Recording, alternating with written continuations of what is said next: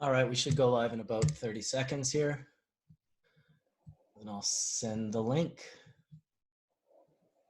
Just setting up the meeting for YouTube Live. They're 15, 20 seconds. We're live. We're live. Hi, everybody. Thank you so much for joining us today.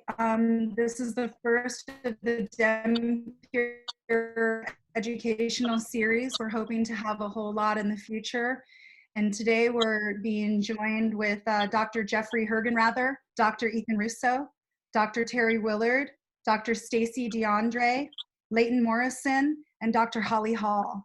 And these are such a wonderful group of people here today that are gonna help sort of answer a lot of questions for people that are out there in this very difficult and challenging times. Thank you, Marcus, for holding space for this. And we just want to, give a special prayer to everyone out there who is fighting, any illness at the moment or has family members that are, being challenged by this. And, it's our goal today to create space for knowledge and education, how we can build our immune system and make it through this. And we have different experts here that can really help us with that. So we're really appreciative of this time. If we're going to be on lockdown, at least we have this, time to share online together. So I think it would be nice for everyone to just introduce themselves for a moment. And also, right before that happens, I think that I just wanted to say that this is such an incredible opportunity for humanity right now. We're being faced with something in this time period that humanity has never seen before. We are having a worldwide pandemic, and this is affecting pretty much every crack and crevice of humanity on the earth.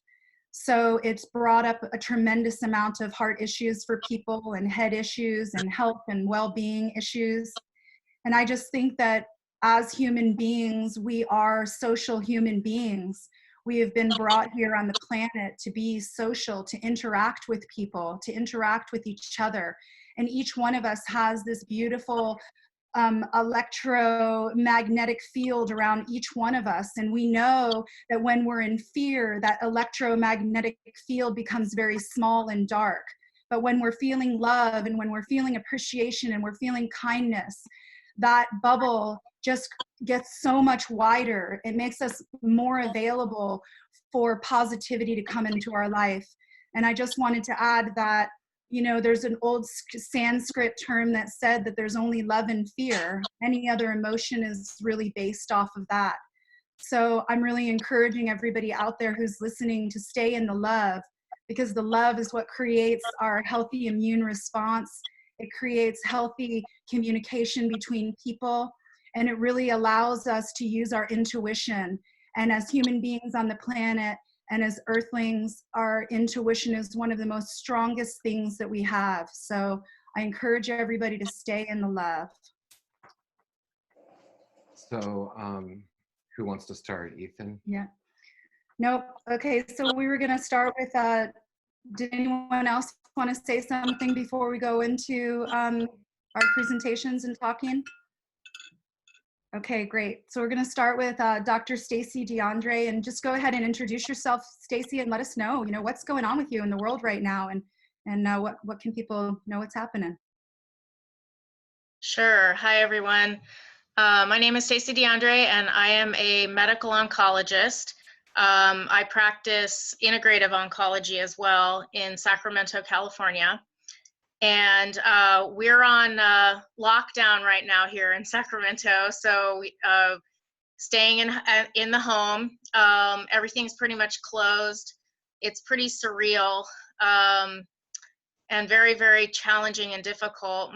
Both of my kids, their schools closed, so they've been home. My daughter was at Boise State, and she's driving home right now. So they've closed the campus for the rest of the year. So a lot of colleges are closed, and it's very, very challenging for a lot of people. So this has been difficult for me, practice-wise. I'm an administrator as well, so lots of meetings, and I work for a very large health system, and we're really trying to figure out how to deal with this. So I'll talk a little bit about that as well. Personally, it's hard for me because I'm a toucher, I'm a hugger. And, you know, I was in clinic the other day seeing a new patient with a brain tumor, and I went in there with a mask and gloves. And she was coughing and had a mask on, and it was just like so difficult for me because that is not how I practice. And, you know, you can just feel the distance, and it's so challenging. We're moving into a whole new area of medicine now where I think, you know, video visits are going to become the norm, and I'll talk a little bit about that. But it's going to be a whole new world for medicine starting Monday, actually. So, but in any case, I'll talk a little bit about the virus. I'm sure everybody's inundated with facts, so I won't belabor it. But, you know, as everyone knows, coronavirus is an RNA virus it starts in animals. It jumped over to humans in China. And it's in a family of viruses that can cause the common cold, but also was associated with the SARS and the MERS outbreaks a number of years ago.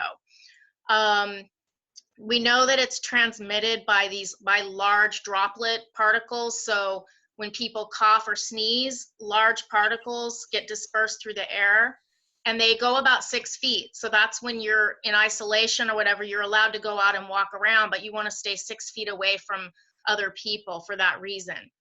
The virus can infect the lungs. That's where it primarily does its damage, but then it can also affect the GI tract. So there's a small portion of people that do present with some gastrointestinal symptoms.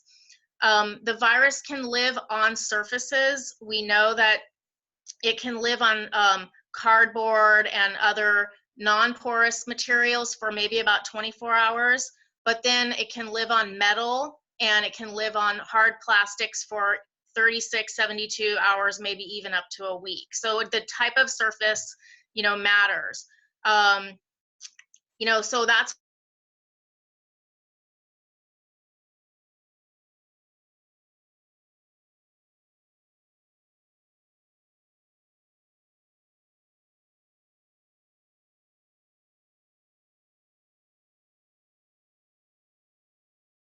at this point, you know, we know that 80% of the illness is mild, but 20% of people can get pretty sick. And that's one of the things we're worried about, our ability as a healthcare system and healthcare providers to care for the sickest people that are going to need hospitalization. You know, currently in California, we have 892 confirmed cases. In Sacramento, we have 45 cases. We've had 3 deaths. But, you know, we're at the very beginning of this. So it's just starting, and that's why you're seeing this push for people to socially isolate. This virus is pretty contagious in terms of the R naught value is how contagious is it. And what that means is one person can spread it to 2.5 to 3 people, approximately. If you contrast that to measles, which is highly contagious, that's about 1 to about 12 to 15 people. We can change that. So we can change that by socially isolating. If you look at the number of people that got the virus on the cruise ships, one person spread to 15 people. So if we socially isolate, we can reduce that, and also good hand hygiene. A lot of people are saying, and it's all over the internet, about flattening the curve.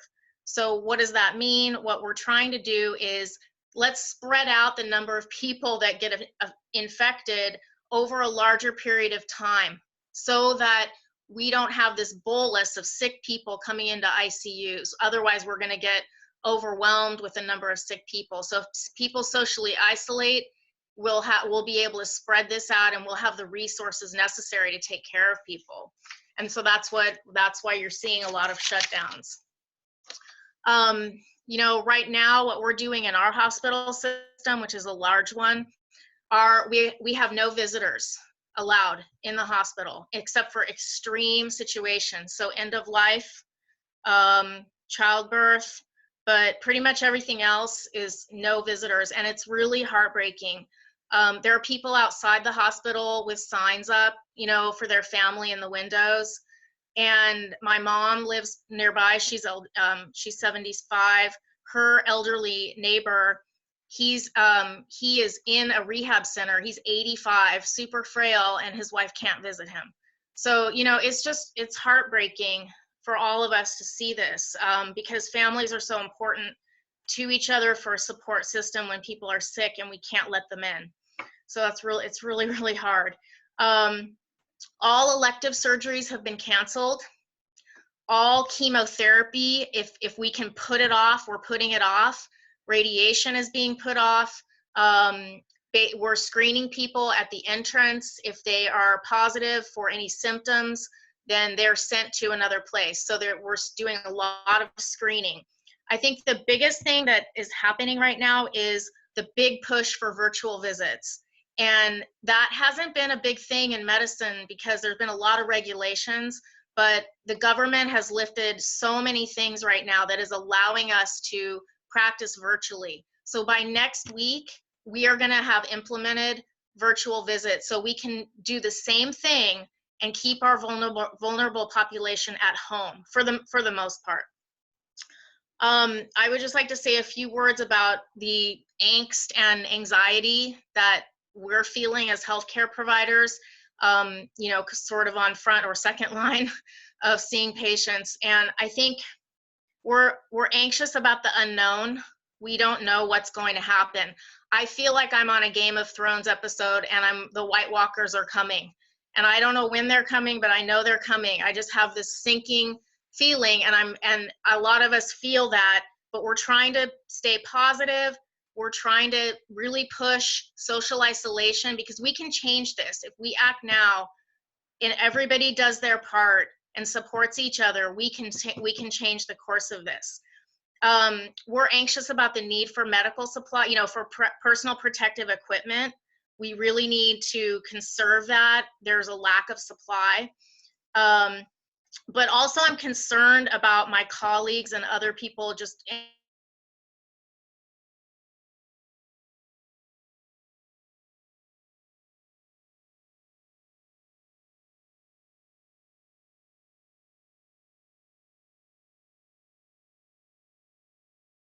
this is like just a recipe for disaster. So I'm hoping that people will take the time to take care of themselves. We need to sleep. We need to do some meditation. We need to breathe. You know, we need to do these things in order to take care of ourselves so that we can take care of patients. And I hope my colleagues will listen. But I think that's a really, really important point, is self-care during this time, and also supporting each other. There's a lot of things online. 2 examples. 10% Happier is a website run by this news guy, and he's offering a 6-month free membership for all healthcare providers. It's really awesome. They do meditations. They're doing daily, like 15-minute check-ins. And also Headspace is offering free 6-month subscriptions for healthcare providers as well. So those are things that healthcare providers can use even for 5 or 10 minutes to decompress during the day. Excellent. Thank you so much for that information. We appreciate it so much. It sounds so challenging and difficult, Stacy. I really appreciate you coming to us, not only as a heartfelt human, but also as a physician. And I think a lot of us are, doing, both. And because a lot of the people that are watching us today are cannabis, and we're using cannabis as a catalyst and as a conduit to reach all of these people, we wanted to move over to Dr. Ethan Russo to talk to us about the endocannabinoid system and what he knows as to how we can protect ourselves better, and or anything else that's on your mind or your perspectives. Okay. I'll see if I can share my screen. We'll try that. I think this is it. Share. And is that looking okay? Looks perfect. Okay, great. Well, this will be a little bit different. I would just start by saying that I've been very lucky. I live on an island. My life hasn't been that different, except for the decrease in travel. But I live on an island near Seattle, near the epicenter of activity. So life has totally changed here for most people. My email is up here. If people want to write to me for further information, please feel welcome. Most of what I'm going to talk about today is in this article that came out a few years ago. There's this general conception that all cannabinoids come from cannabis, and although many great ones do, there actually are many other plants that affect the system. And so this article was written in relation to that. And again, I'd be happy to send this to people, or you can just go to ethanrusso.org and have access to any of my articles. The endocannabinoid system, of course, is the main homeostatic regulator of human physiology. In other words, it's what helps to keep us in balance, whether it has to do with how we think or how our digestion is or modulation of pain. The ECS is involved. And there are all these different approaches to the endocannabinoid system. So if we were designing drugs, it could affect a variety of these receptors or have some effect on the amount of endogenous cannabinoids called anandamide and 2-arachidonyl glycerol. Or there can be drugs that affect the breakdown of these products. There are also a few mimics in nature that look a little like THC, and then there are adaptogens. So these would be herbal agents mainly, like ginseng, that increase resistance to disease and help people under stress. One interesting one is kava. Kava has a couple of things in common with cannabis in that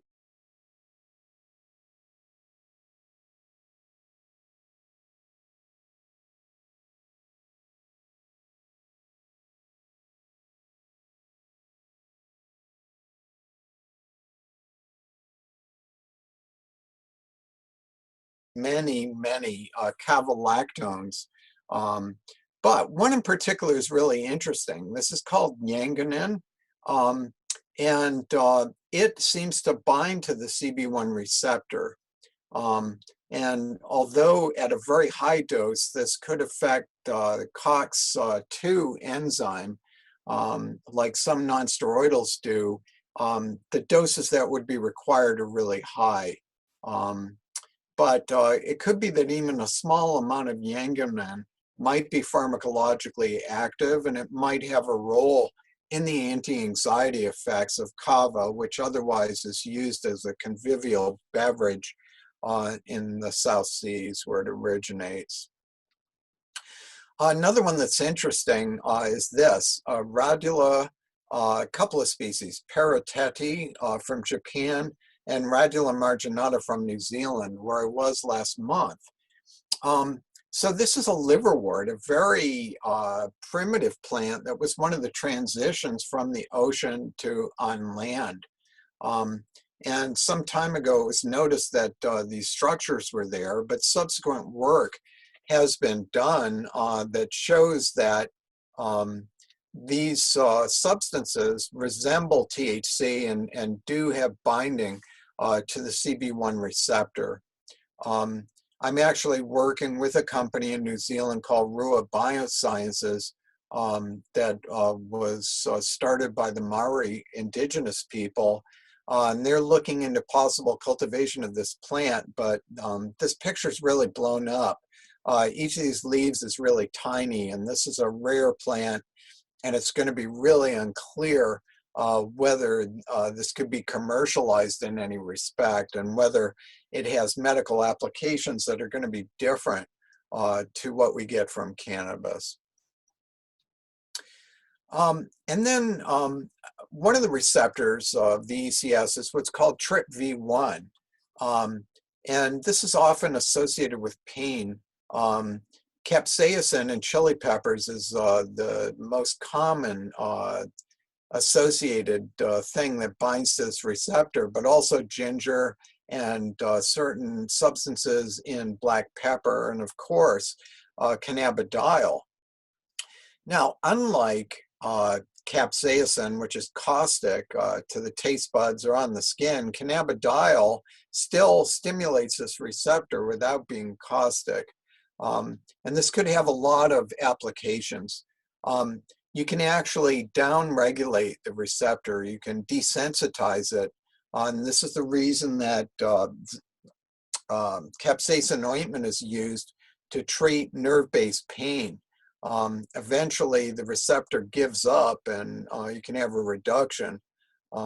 It also has a role in irritable bladder, interstitial cystitis, and prostatitis.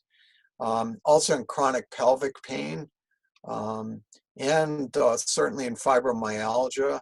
It has a role in inflammatory bowel disease as well as irritable bowel syndrome, and also in pancreatic pain, one of the most severe types of pain that's very hard to treat.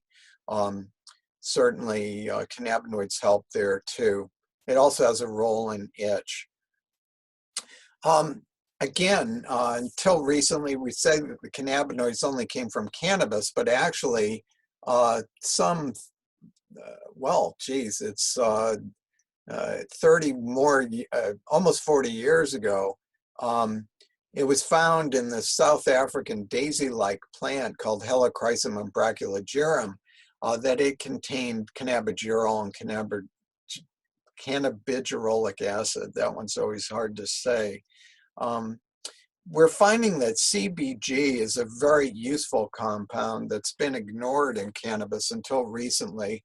It has a very, very strong anti-anxiety effect without being sedating or addictive. So it's quite different to things like the benzodiazepines that people commonly take for stress and can't get off of quite often. Additionally, CBG works on something called the TRPM8 receptor. So it's a target for prostate cancer in particular. And additionally, CBG is a strong antibiotic. It works on MRSA, the multiply resistant Staph aureus that causes hospital infections. And then there's beta-caryophyllene. So this is a terpenoid in cannabis, but common to a lot of other plants. But it has a distinction of also being cannabinoid. And even though it's a very strong anti-inflammatory, it protects the stomach from damage, unlike the non-steroidal anti-inflammatories that cause ulcers. Some time ago, Jörg Gerich and his team showed that this is a selective CB2 agonist. So it's working on the non-psychoactive cannabinoid receptor that modulates pain and inflammation. Right. And actually, there are lots of sources of caryophyllene besides cannabis. We see black pepper up in the corner here, but all these other plants have it too. So it's in Melissa officinalis, lemon balm. It's in cloves and could have a role there. And oil of cloves is used in dental procedures, and it's also in hops. So quite common compound. It's been used traditionally in South America for wounds and healing. Now, there's been a lot of controversy about chocolate. Chocolate has its own virtues, much beloved around the world. It was said erroneously that there were endocannabinoids in chocolate. The bad news is that there aren't. The good news is it does have a couple of compounds we see here that are Fa inhibitors. Fatty acid aminohydrolase is the enzyme that breaks down anandamide. So if you inhibit that enzyme, you're increasing the amount of anandamide, which should have effects that would be like a low dose of THC and would help with a lot of things, particularly anxiety and pain. Another plant that we don't commonly think of as having cannabinoids is this, Echinacea of various species. This is well known as an immunostimulatory compound or set of compounds. And these actually can work through the CB2 receptor, what are called alkamides.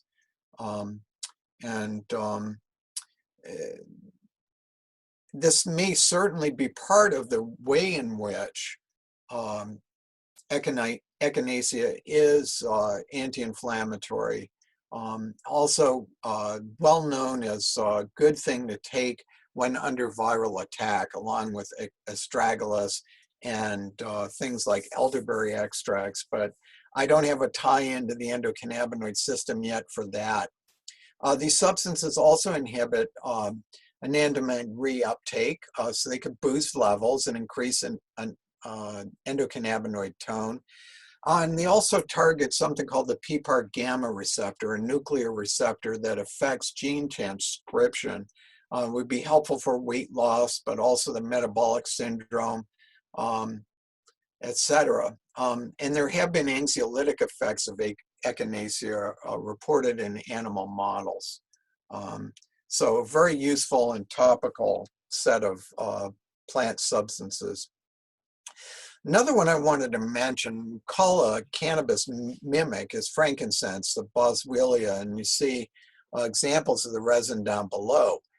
There are four things that characterize THC or cannabinoid substances, and pain, basically immobilization, lowering of temperature, and fourth one's escaping me.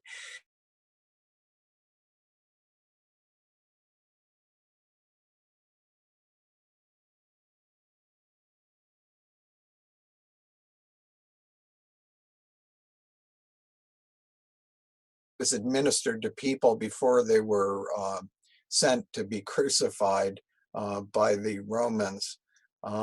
It also has some neuroprotective effects, and if you don't have cannabis but you have access to it, it could serve a lot of useful purposes. Now, I want to transition into an area that Kelly is going to be treating. I don't want to impinge too much on her situation, but a lot of modern ills, I think, can be attributed to dietary indiscretions by humans. Really, we're extremely affected by the microbiome, the bacteria in our gut. And our microbiome is considerably different than it should be. And we know this from comparisons to people in other parts of the world, particularly in Africa, and to our primate cousins, if I may. We have a very low diversity of bacteria in the gut as compared to the way it's supposed to be. And we know that this is responsible for a lot of gastrointestinal disorders, obesity, and autoimmune diseases, and also it's been linked to anxiety, depression, and other psychiatric ills. So there's a lot of grist for the mill there. Well, what is a person to do? The easiest thing is use of probiotics and prebiotics. Most people have heard of probiotics now. So these are beneficial bacteria that would be in lacto-fermented vegetables, on things like good yogurt where it wasn't killed first, also in kefir and things of this sort, or it can be taken in capsules. But what the probiotic bacteria like to eat are what are called prebiotics. And these would be certain types of vegetable matter, usually indigestible sugars, fructooligosaccharides, and they're the feedstock for the gut bacteria. One of the best is Acacia senegal that you see from heathers, but these others, burdock root, marshmallow root, slippery elm, are also good feedstocks. Why is this important? Well, there have been surveys done of obesity and cannabis use, and what it turns out is, contrary to what people think, due to the munchies effect of THC, obesity rates are lower in people that use cannabis regularly. And so there's a lower body mass index in regular cannabis users. And there's a reason for this. THC, although it may produce the munchies, actually alters the microbiome balance. And this was shown in this study. in DIO mice that are likely to put on a great deal of weight, that can be prevented by THC in the diet and how it affects the balance of bacteria. So we've got still this controversy. One depiction is the lazy slacker stoner. Another is the skinny hippie, and which is really true. Well, it is the skinny hippie. You know, actually, what we see on the left is the more typical example and the reasons why we've just discussed. And this is just showing more plants that are good prebiotics. One of the best is burdock, of course, but also things like dandelion greens and the more common Eliaceae, garlic and leeks and onions, of course. Another thing I'd like to mention, and this really needs a lot more work, is the use of herbal bitters. Now, people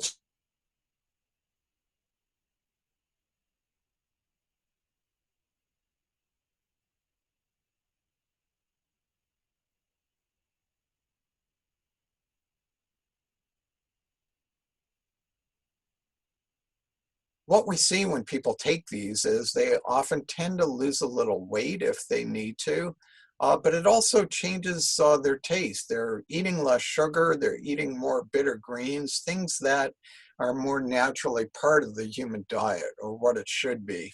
The tie-in to the ECS is being something I'd like to work on in the future. Couple of books on how to eat, Good Old Nourishing Traditions by Sally Fallon, and a more recent book, Brainmaker by David Perlmutter. I'd just add that he's a little bit hardcore, totally avoiding carbohydrates, which I don't think is sustainable or natural. But anyway, there's still some very good advice in that book as well. There's this thing they call the gut-brain-skin axis, or what I'd like to call GUT, the grand unified theory of how the microbiome interacts with our brain, and inflammatory compounds like propionibacterium acnes that causes acne, but it also has been associated with dementia and Alzheimer's disease. So I want to close by saying that cannabis is just one plant that modulates the endocannabinoid system, again, an innate homeostatic regulator of human physiology. But the ECS can also be influenced by herbal agents. Aerobic activity has been demonstrated to boost endocannabinoid levels, and particularly lifestyle and dietary factors. And that's it, and I hope we'll have time for questions subsequently. So I will stop sharing and see who's next. Thank you so much, Ethan, for your time. That was beautiful, well thought out, very good information. Yeah, a lot of stuff for people at home to attach themselves onto and help stimulate their immune system, and also hopefully find a sense of calm with this information. I saw that a lot of the stuff that you shared were published articles by yourself. So please, you know, Dr. Ethan Russo gave us a website that we can look at the beginning. You know, go and check out a lot of his publications.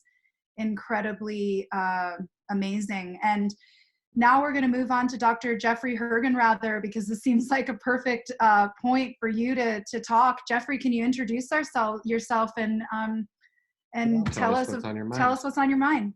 All right, thank you. I appreciate the invitation to be part of your gathering today, this assembly. Well, again, my name is Jeff Hergenrather. I'm a physician based in Central California, middle of California, about an hour north of San Francisco. And I've been in medical practice for about 45 years. Much of this has been with cannabis as part of my practice. Early on in my practice, I utilized cannabis before Nixon brought the drug war down rather heavily in the early 70s.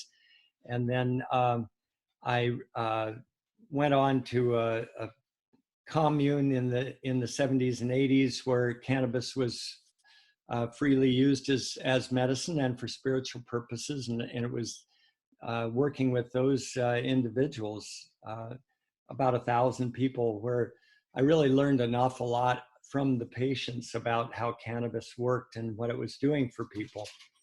Then from there, I went on to practice mostly emergency medicine for about 25 years. And then 21 years ago, opened an office specifically doing cannabis consulting. So seeing patients for cannabis use from infants and children to elderly people with degenerative diseases and dementias and so forth. So as a GP, as a general physician, I'm continuing to treat all age groups and with really a wide variety of different conditions. So that's a bit of my medical practice overview. Mostly I'm a husband, father, and grandpa, and spend most of my time, as much of my time as I can at home with family, but like Dr. Russo, spend a good bit of time also traveling around the world with invitations to come and talk about and teach about cannabis use.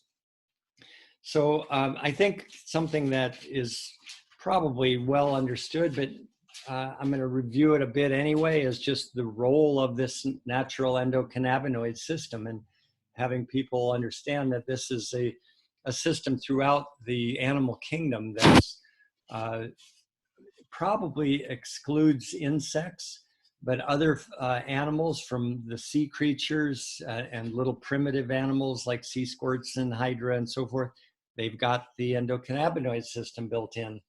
So this has evolved along for something like 600 million years, helping animals survive. And by doing things like helping us to eat when we need to eat and helping us to sleep when we need to sleep, it has some very important restorative functions, helping us to relax and protecting us in a variety of ways, lowering blood pressure, dilating the airways and dilating blood vessels. It does a lot of things that just brings us back into balance.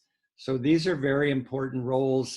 The cancer fighting roles are also very important, and we see a lot of benefits in oncology patients.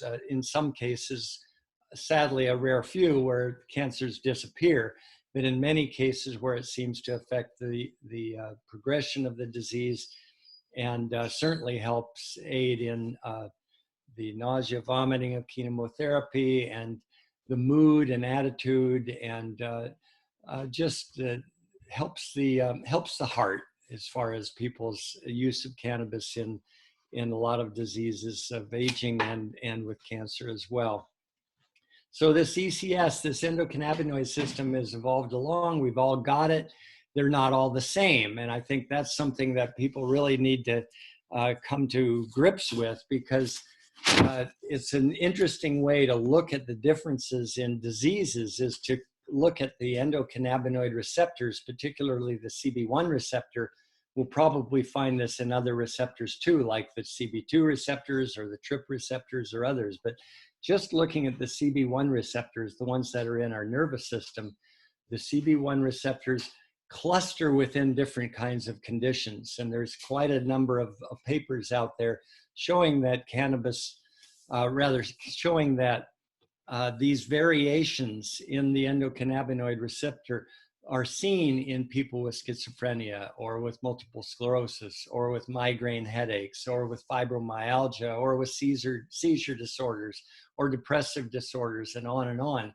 There are probably about 15 different conditions, maybe 20 now, that have been recognized as having similar cannabinoid receptors.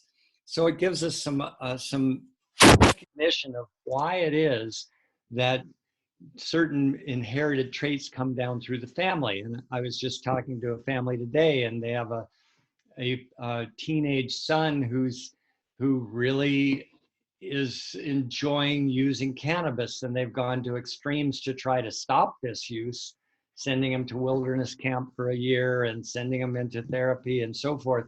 and the kid still just finds cannabis is his drug of choice. It really comforts him.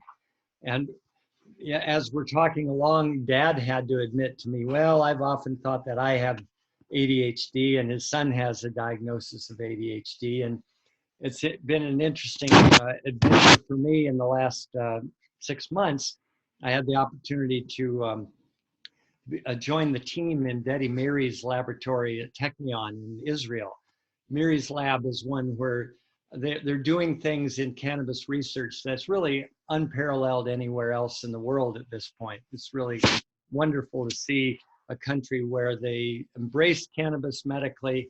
It's not as free as it could be or should be, but it's different, because when the government recognizes the utility of cannabis as medicine, it changes the conversations.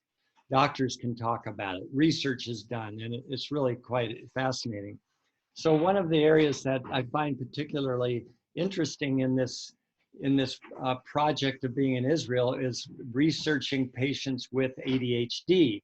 It's not a condition that qualifies for cannabis use in Israel, but it is a condition that we're able to see in the questionnaires that people fill out for their chronic pain or their cancers or their inflammatory bowel disease or whatever their condition might be.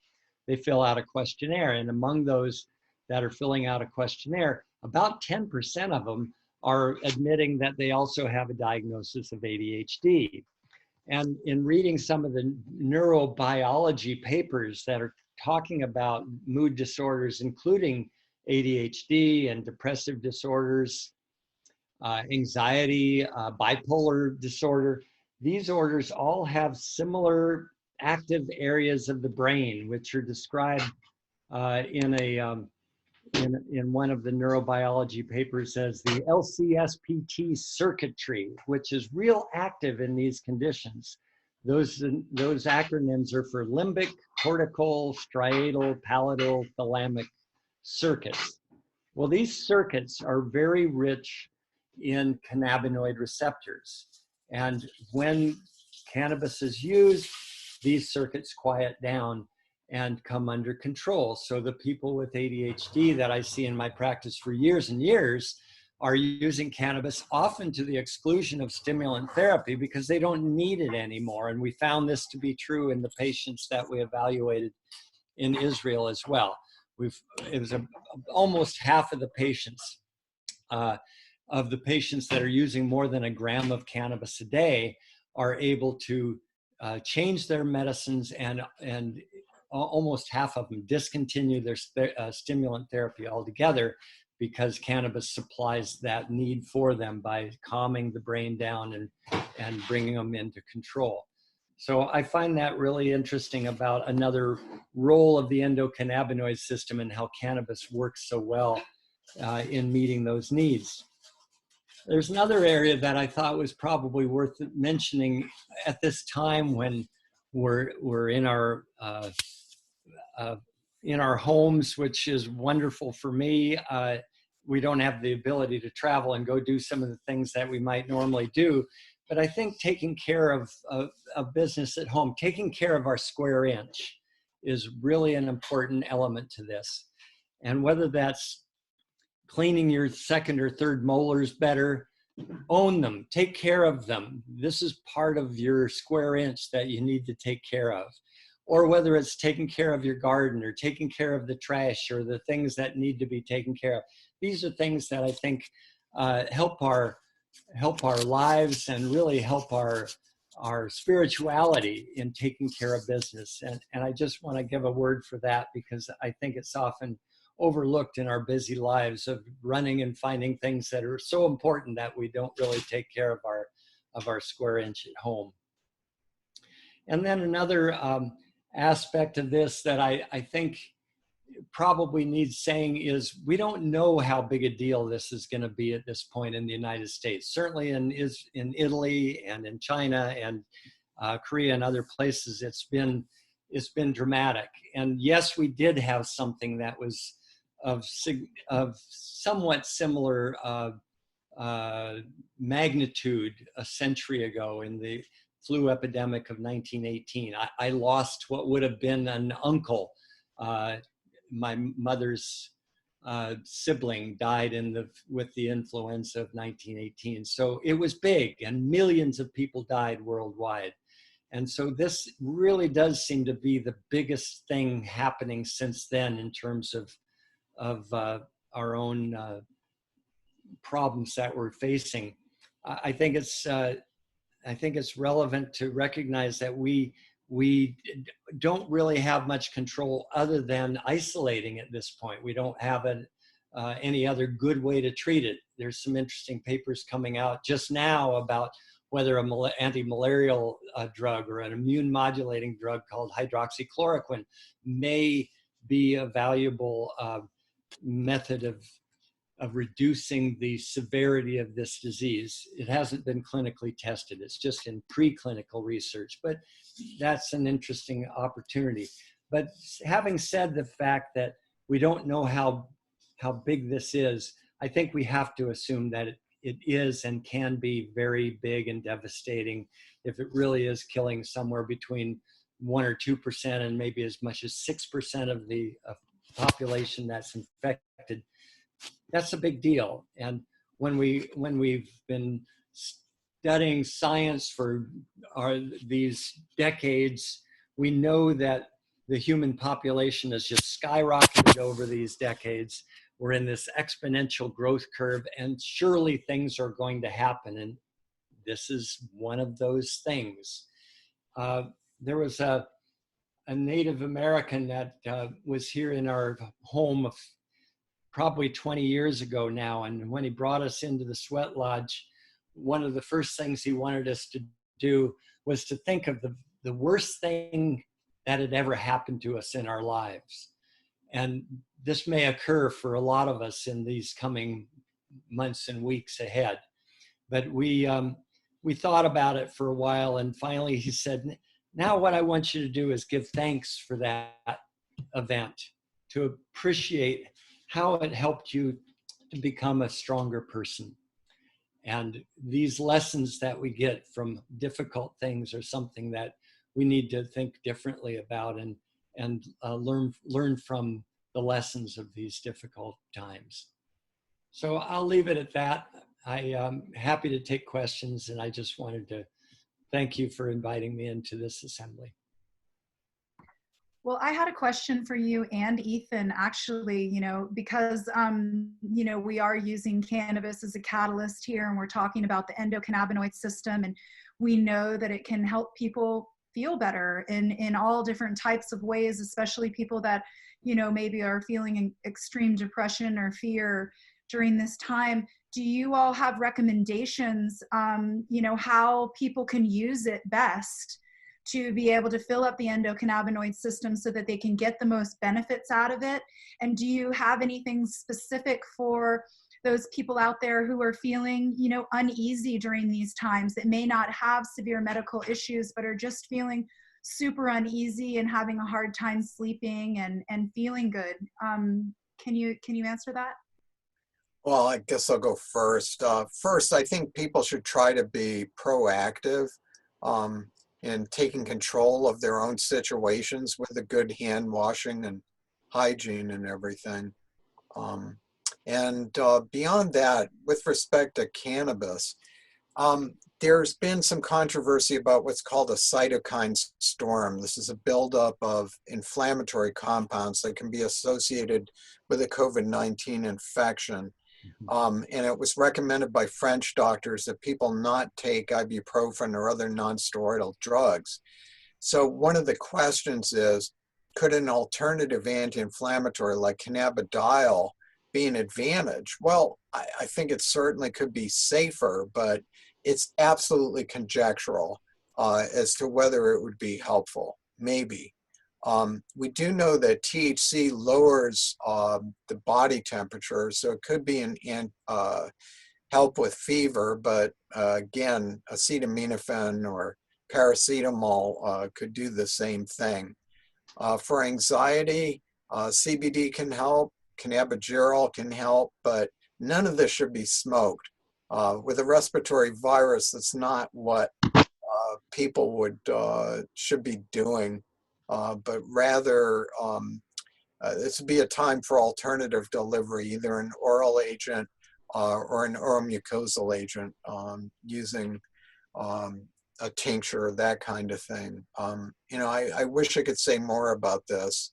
We know THC has a beneficial effect on herpes viruses, and long-term use actually is helpful in HIV and simian immunomodulatory virus, but immunosuppressive virus. But I wish I could say we could be more proactive there, but we just don't know enough at this point.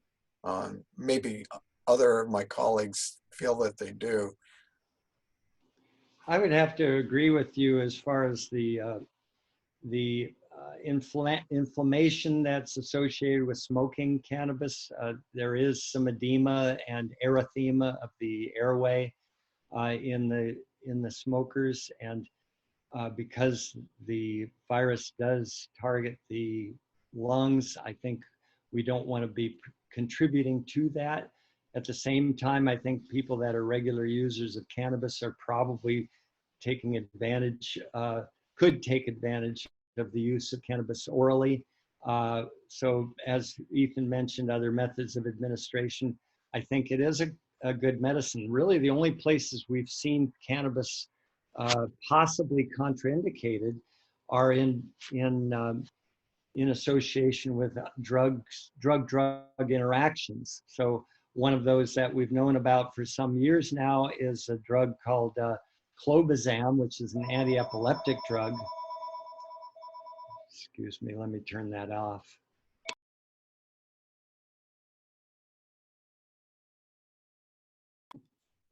This anti-epileptic drug is a drug that has a metabolite that reaches hundreds of times the normal level when high doses of CBD are used. So in conjunction with CBD, it can be problematic. It's extremely sedating and can be a difficult clinical challenge. So we're careful in that particular aspect of cannabis use. There's another aspect of cannabis use that isn't fully understood yet, but this is in immunotherapy and cancer. And some of the early research is suggesting that the immune modulating effect of cannabis may be interfering with the effect of immunotherapy. And this isn't really fully understood or explored, but it is an area that I think we have to be cautious. But when it comes to really any other use of cannabis, I don't think we have significant evidence that cannabis has a downside. It generally is very safe and effective for so many things. So if you're used to using it for your mood or your anxiety or for any number of other medical reasons, I wouldn't stop using it. Although with that caution that pulmonary use may be contraindicated under the circumstances. I'd like to jump in for a second here. Please do. Please do. do. And then you can just go ahead with Go your right on, introduction Terry. and everything. Yeah. Thank To you, go Terry. through some of those questions.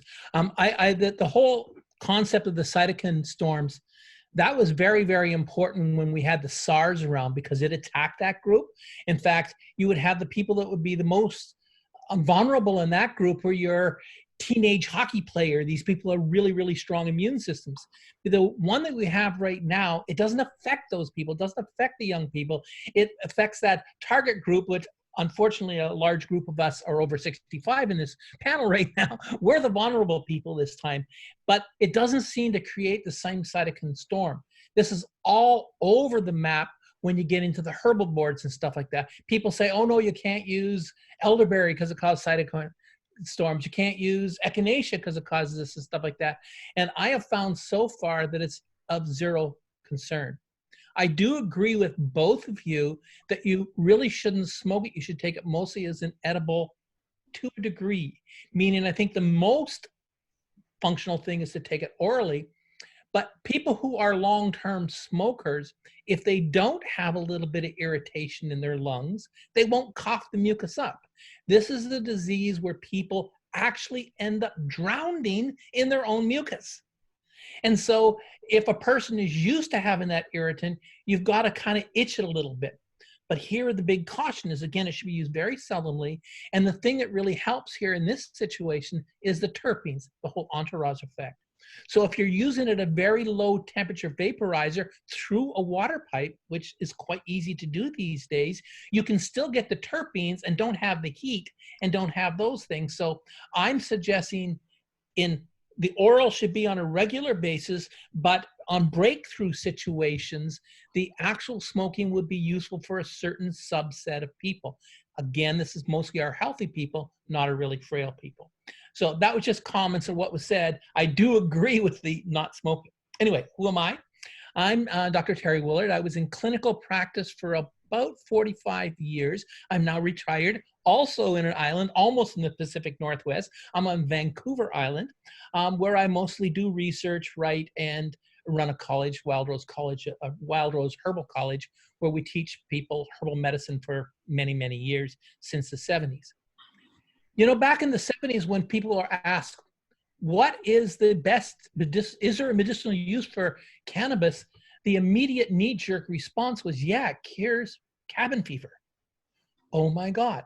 We've got a whole country, a whole continent that are going to be suffering cabin fever here in the next little while. So we might want to take that to heart. Again, this can be done orally or whatever, but it does have that kind of, well, it puts a smile on some people's faces.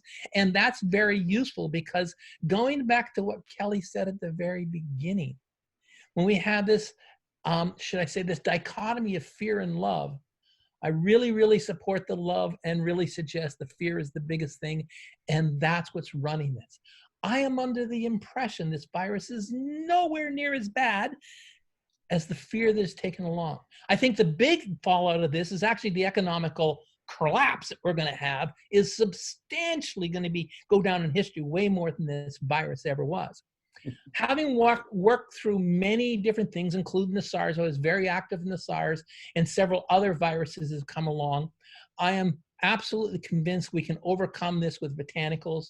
It's fairly useful to note that over 90% of the people that got the cure rate in both Korea and in China, they use Chinese medicines along with it. Things to be able to bring the mucus out of their lungs. And there's many, many of those things that can be done, including cannabis if used properly. So really what we want to do is we want to look at that. I really want to go back to remind us what Stacy said, that over 80% of the people, in some places up to 95 in Korea, have mild enough symptoms that it's not significant. So we're talking a very, very small window of the population. Unfortunately, I'm in that population, so I am taking this seriously. So I'm really comfortable with the isolation idea. In fact, the big plagues we've had in the past, who were the most successful people? Oh, they were called chatelaines. You took your family, you put them out in the country, and you still worked in the city. You died, but the family lived. That was probably one of the best plague strategies that's ever happened on the planet. We go back 100 years ago to the Spanish flu, swine flu, those things. One of the biggest things that was done is they took people outside and made sure they got adequate sunlight and fresh air. So isolation doesn't mean you have to stay in what I like to call the cliff dweller dwelling, a 17th floor on an apartment building, you're staying in that apartment. You got to get out and have fresh air, even if it's on the balcony. But going for a walk, getting some sun, etc., has been very, very effective in the past. Enter stage right, vitamin D. I'm of a solid supporter that people should take vitamin D. Hey, I'm Canadian, eh? We don't get much vitamin D, even though I've been out in the sun all day today and being able to do that. I did have kind of an interesting situations happen in my life in the last couple months. In the fall, one of my biggest areas of research is medicinal mushrooms. And one of my older sons and myself took a tour through some of the mushroom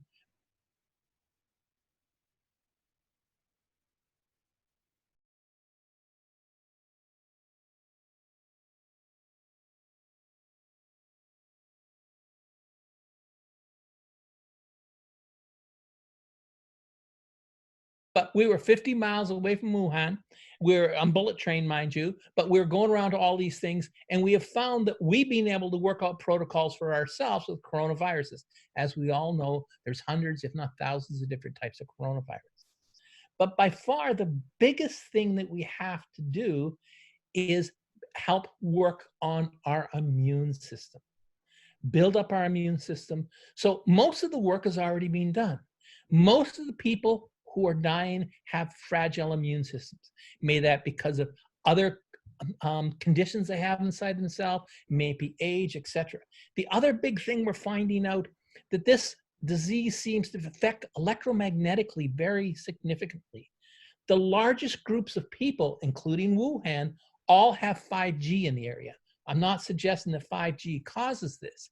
I'm suggesting that if you're around a lot of 5G, it kind of temporarily ages, electromagnetically ages your immune system to be 10, 20, 30 years older. So all of a sudden a 50-year-old looks like they're an 80-year-old to this virus.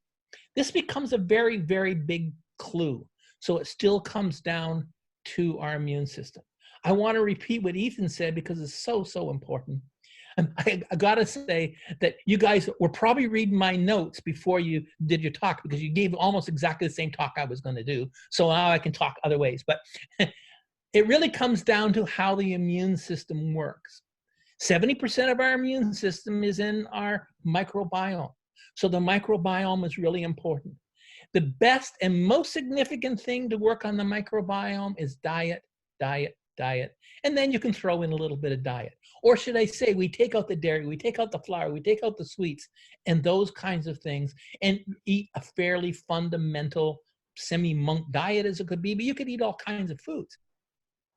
These diet things, I've known since I've got it. I got it in October. My wife ended up with it in late December, and my son, or late December, and my other son ended up in December too. And we really found out that with this, if we wandered off into any of those festive foods, dairy, flour, and sweets, our mucus would just fill up. So we really, really had to suppress those. These things are very useful to be able to work with the diet. Again, I'm really supportive of the terpenes or this entourage effect here.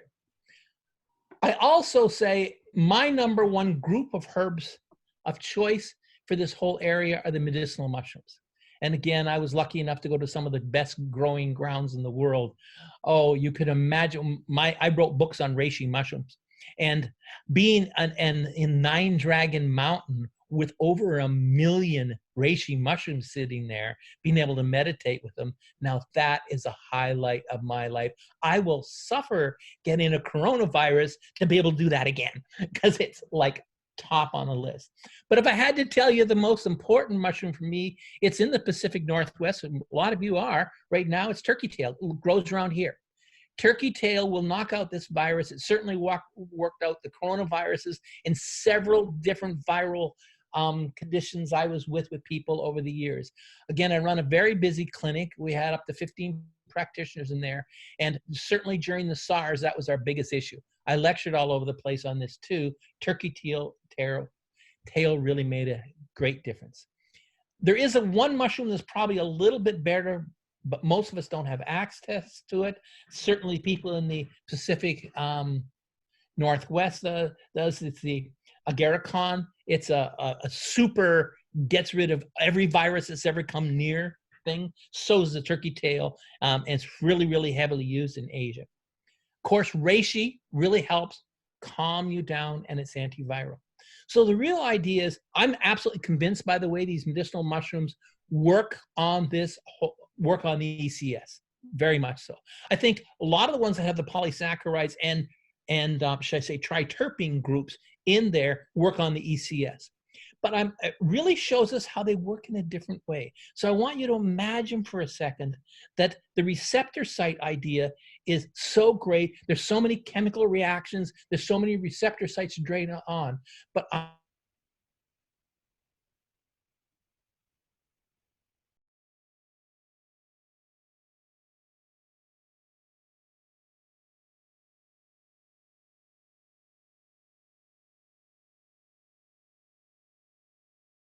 ECS and that whole receptor site. I'm really saying by sticking only to the receptor site model, and I'm really invested in it, I really believe into it, but the biochemical lockup, the key and lock mechanism, that's so 90s. Really, we're now back into the electromagnetic frequency. So I want you to imagine for a second, these medicinal mushrooms would have like literally hundreds of different polysaccharides in it. And they have many, many terpenes, at least 5 to 10 different terpenes. Some are up to 450. You can look at reishi, for example. They enter into the system and they march into the digestive system. But not only do they have medicinal quality, they almost have a vibrational song that goes along with them. When I study with the shamans down in South America, that's the way they work with everything. These things have songs, and they work with that. So I'm suggesting the reishi mushroom and the turkey tails going into the digestive tract and going, hallelujah, hallelujah, hallelujah. And the microbiome goes, whoa, this is a cool guy, man. He's singing to us. Not only that, he's taken apart parts of his body as a prebiotic and giving us all kinds of branch polysaccharides to eat. And so the microbiome is happy. If the microbiome is happy, so's the ECS happy, so's your immune system happy, and then we get a smile on our face. And that's basically how it works. So the medicinal mushrooms are extremely important for this. Yes, they can work on the receptor sites, but some of these chemicals are so complex. We know if we put them in a test tube and put them in receptor site, they activate, but they're so complex to actually get to that thing. Nobody's ever worked out the absorption thing. Yes, it might be micropanocytosis. There's many different things that could work, but if it works on the microbiome and the ECS in the digestive tract to trigger them, and the song that they sing, it's a much more logical thing. I consider these things living crystals because these chemicals, certainly a branch polysaccharide is absolutely huge, you can't absorb. It works really effectively. But if it's wrapped around a protein casing, it's 5 times more strong. Well, for sure, this is not going to, oh, that's a living crystal. So you better go back and watch the movie The Dark Crystal and see how that brings us forward to where we are now, that gives us a vibrational frequency that really works with it.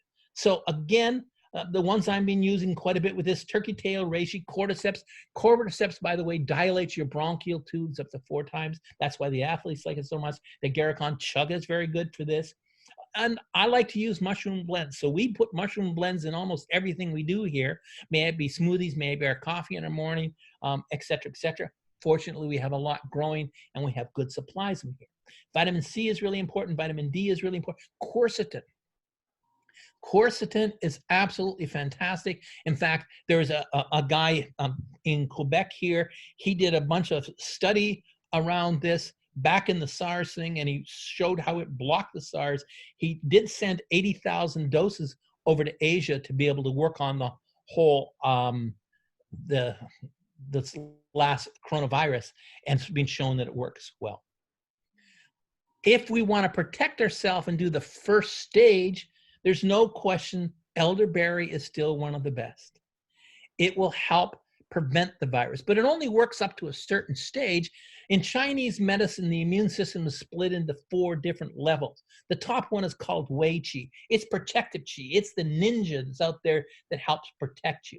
It makes the virus bounce off you. That's what you want to do. If you can increase Wei Qi, you're in great shape. Now, if you increase it too much, it becomes an autoimmune disease, so it has to have something to fight. But echinacea, elderberry, they're excellent at this side. And I'm really glad, Ethan, that you pointed out how it works in the ECS. That's my biggest treatise these days, is most of these things, especially medicinal mushrooms, a lot of the herbs, they work on an entourage effect too. They're no different than the cannabis things. They work that, but it's the one that we're concentrating on right now.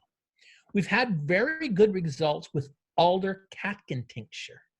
The alder tree, it's been extremely antiviral. I have colleagues that have been using it ever since the SARS outbreak back in the early 2000s, all the way through for almost every kind of viral thing.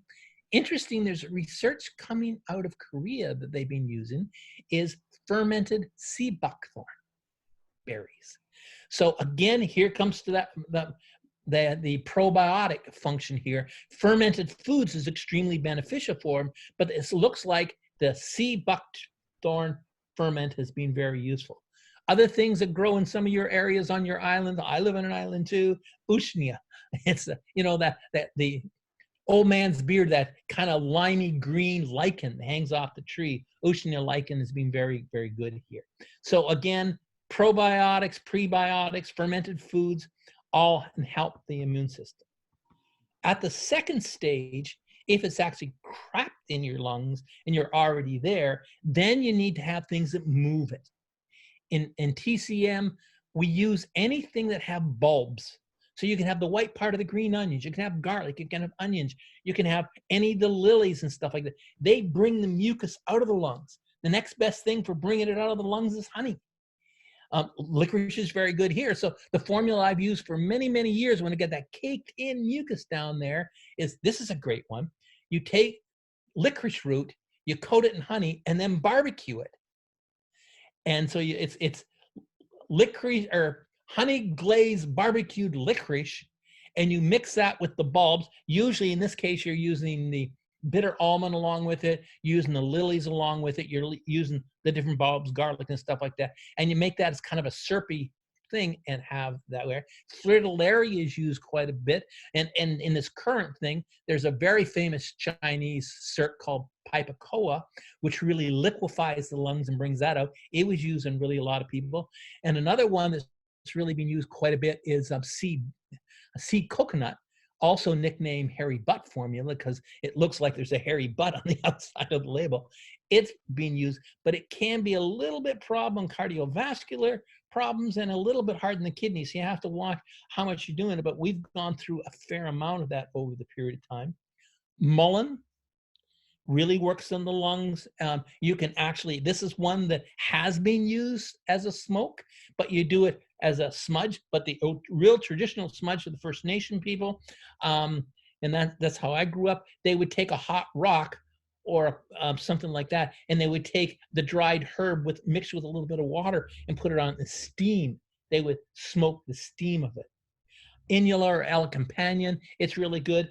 We've been using an awful lot of the syrup like this. Is called lung cough syrup, and what it's got in it is it's colt's foot, Elecampanion, horehound, mullein, osha, blue vervain, and licorice. It will be able to liquefy the mucus. I'm not suggesting that these herbs here are working against the virus. They're working against the symptoms. I don't think anyone's dying of the virus, really, or very few. I think people are dying because they're frail and they're drowning in their own mucus. They can't get it up. Their system just doesn't have enough chi to push it out. So that's why in isolation, you should be going for the walk that was suggested by Stacy, stuff like that. Yes, you're in isolation, but you can still go for a walk in the sunshine. Maybe walking your dog is one of the best things you can do for this. Try not to be isolated completely and try to be able to get into the sun and do things like that. Astragalus is also extremely beneficial, this deep immune system. So I ran through a whole bunch of things really fast. Apologize for that. We can go into more of this in a question period if anyone wants, but I wanted to give you this herbalist doctor's point of view on how we would work with this. As much vibrationally, as much essential oils. And one of the biggest things that I've been using an awful lot whenever these comes along is flower essences. If I had to give you the #1 flower essence for this, it's red clover. Red clover helps you for fear. We have a formula up here called Rescue ER. You can't order it because all the websites are so overwhelmed these days. You can't even get any product out of here, like a lot of other supply places like that. But there are several companies that provide that. Pacific flower essences, they also have a yarrow protection one. If you take that, and they also have a red clover one, you put those two together and you kind of put up this vibrational shield that's going to help you both electromagnetically and virally. No, it's not going to stop viruses. It's going to calm down your emotions. So if there is one particular word that we need in this whole viral epidemic, it's called chill. And you know what? That is brought to you by cannabis. Thank you so much, Terry. Yay, Terry. And Ethan, I know that you have to leave, but there was one question that seems to keep coming up in the chat. is that people are concerned about utilizing CBD or cannabinoids with their current medications. Do you know if there's any confliction in this, or what can you say to address that? Also, Dr. Hergenrather, you might have some points on this as well. Oh, you're muted, Ethan. Sorry. Yeah, Jeff mentioned the most salient point. The major drug-drug interaction with cannabidiol is with clobazam, and that's a drug that's primarily used in severe epilepsies like Dravet and Lennox-Gastaut syndrome. There also can be issues with valproic acid, which is a drug that doesn't play well with others, is best used as monotherapy. Jeff also mentioned in relation to immunotherapies for cancer, but I will be honest with you, I think that this has been largely overdone. The drug-drug interactions through the cytochrome P450 are usually only generated at extremely high doses of CBD. And that might be the case when it's used as an isolate. I'm fond of saying there's nothing that CBD does that isn't improved by at least a little bit of THC.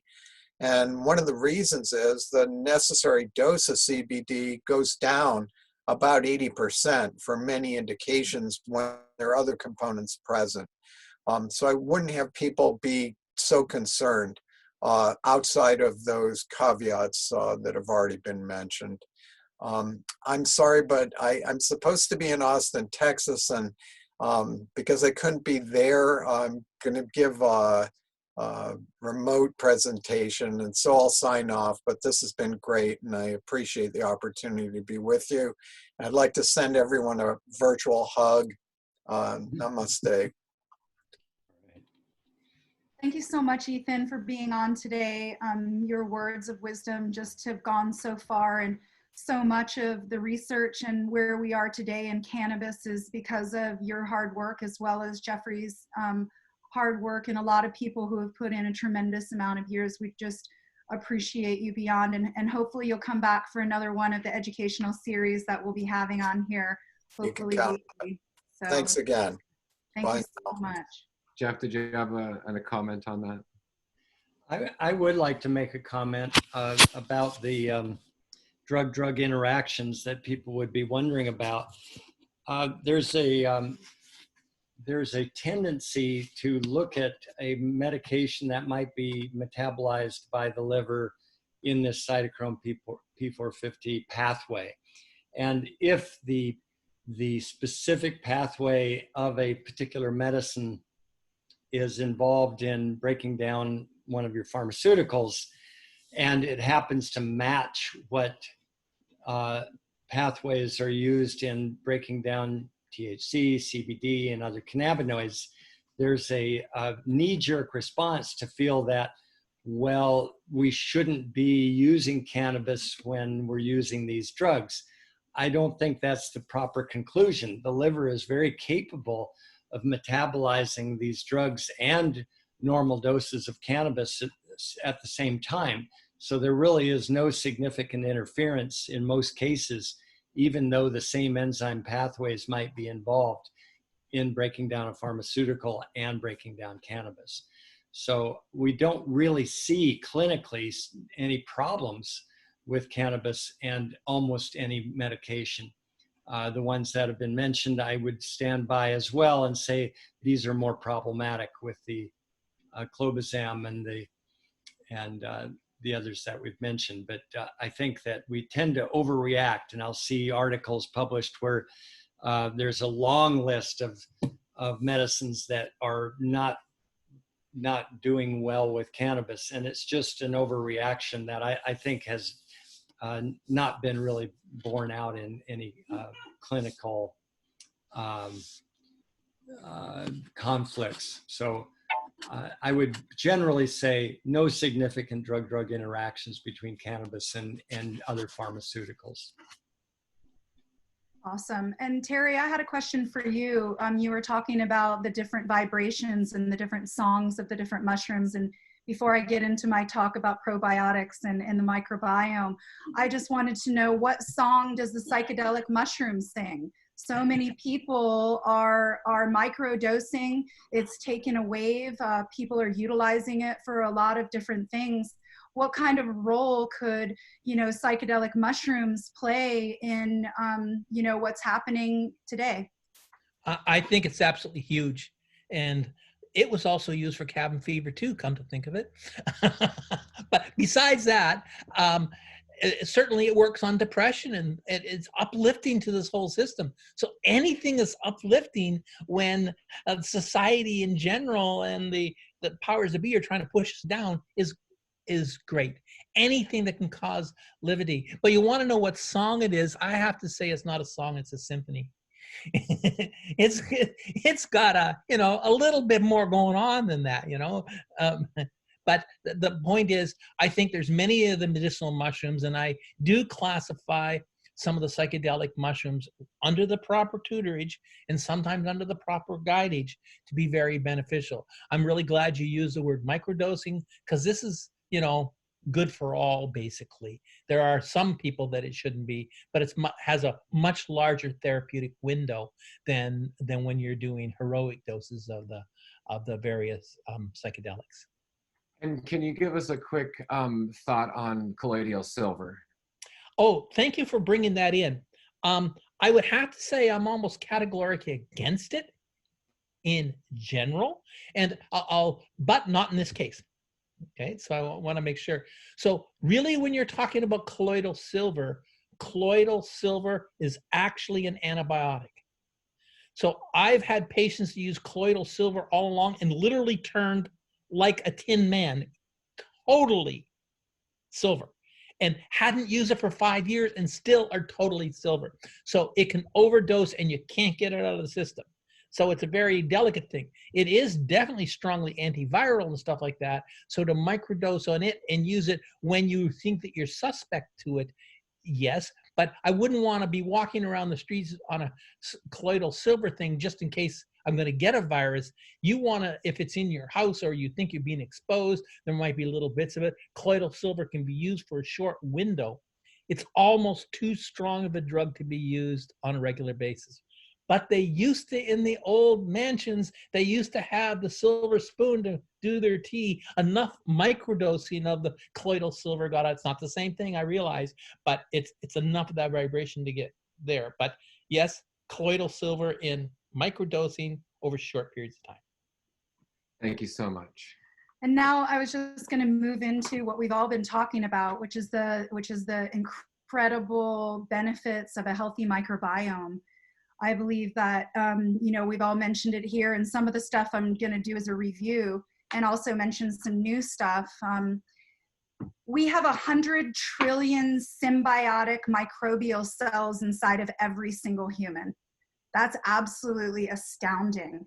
That's 100 times more than our actual genome, our genetic DNA in our gut. So one thing that I find is incredibly interesting is that if you look at the genome, there's 99.9% of us are very similar, are almost identical. But when you add in the microbiome, 98% of us are not identical at all. So I think that this is a really interesting thing. So does the microbiome tell us how we are going to feel? Is it going to tell us, how we react in the world? I believe that it does. I believe that these are incredibly intelligent beings that are inside of us. They're inside of our blood cells. Mitochondria is something that generates the cell inside of almost every single cell except for the red blood cells inside of our body. And mitochondria originally came from the air until it went into our body and became a generator in the cell. Now it doesn't live outside of the cell. It doesn't have that ability to live outside of the cell, but it continues this energy, beautiful process of dying and living and colonizing within the cell that actually gives us our energy. So there are main building blocks of all of humanity come from microbiology, which I think is just like tremendously interesting. And And then that really bears the question, you know, would we all be the same without our microbiome? And would we all be as intelligent or as stupid without our microbiome? So one thing that I wanted to talk about today is let's get a visualization of a yin and yang. We all know what that visualization is. You know, one side is the black side and then one side is the light side. And that it's a representation of balance. And when we talk about microbiology, we don't have maladies, we have health and well-being if there is a balance within our own microbiome of these pathogenic, heavily composting microorganisms, which we find in the anaerobic area, which is the dark side of the yin, or of the yin and yang. That's the yang side. That's the side that carries a lot of energy. And when you go into heavy-duty composting piles and dirt and soil, the really very strong digesting microbiology in there that's breaking down organisms and different types of material are anaerobic, which I think is very interesting. So anaerobic microbiology has an incredible strength to it. And when it's out of balance, we are finding ourselves with tremendous amounts of maladies. Almost every, oh, I lost my train of thought there. So in a balanced microbiology system, we want to have an aerobic, which is these beneficials. These beneficials we can find all over the place. We're breathing it in the air. Lactic acid, bacteria in different cultures are being breathed in the air, like as I'm talking right now. And a lot of those are beneficials, and that sort of goes along with the probiotics that Terry mentioned, as well as what Dr. Ethan Russo had mentioned too, is that these probiotics that we can take, which is the bifidus, the acidophilus, the lactobacilluses, we can take them, but we have to continually colonize them in our body because they only stay in the upper digestive tract for 72 hours. So we have to continually take these microorganisms, as well as want to eat prebiotics that was also mentioned before, that is feeding this microbiology inside of our gut. And the more beneficials that we have inside of our body, I believe the more that we're able to think balancedly, we're able to think about happiness, we're able to think about love, we're able to think about creation. Because if you go back to the yin and yang, these anaerobic, heavily digesting, composting microorganisms are creating the balance within our body, because if we don't have those, then we don't have proper balance with beneficials as well. So this is, sorry, I'm losing my thoughts today.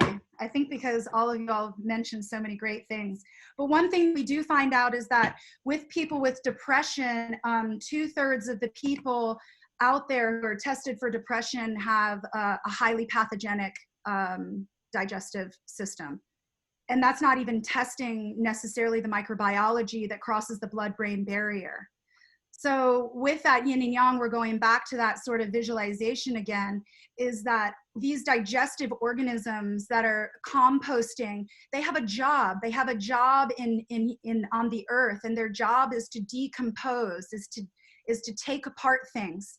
And I find that people who are having an overabundance of this pathogenic microbiology inside of their body may have a hard time thinking about things that are more creative and more healthy and more wise, because they're filled with an intelligence inside of them that is about destruction, that is about composting, that is about, you know, renewing life in a different way.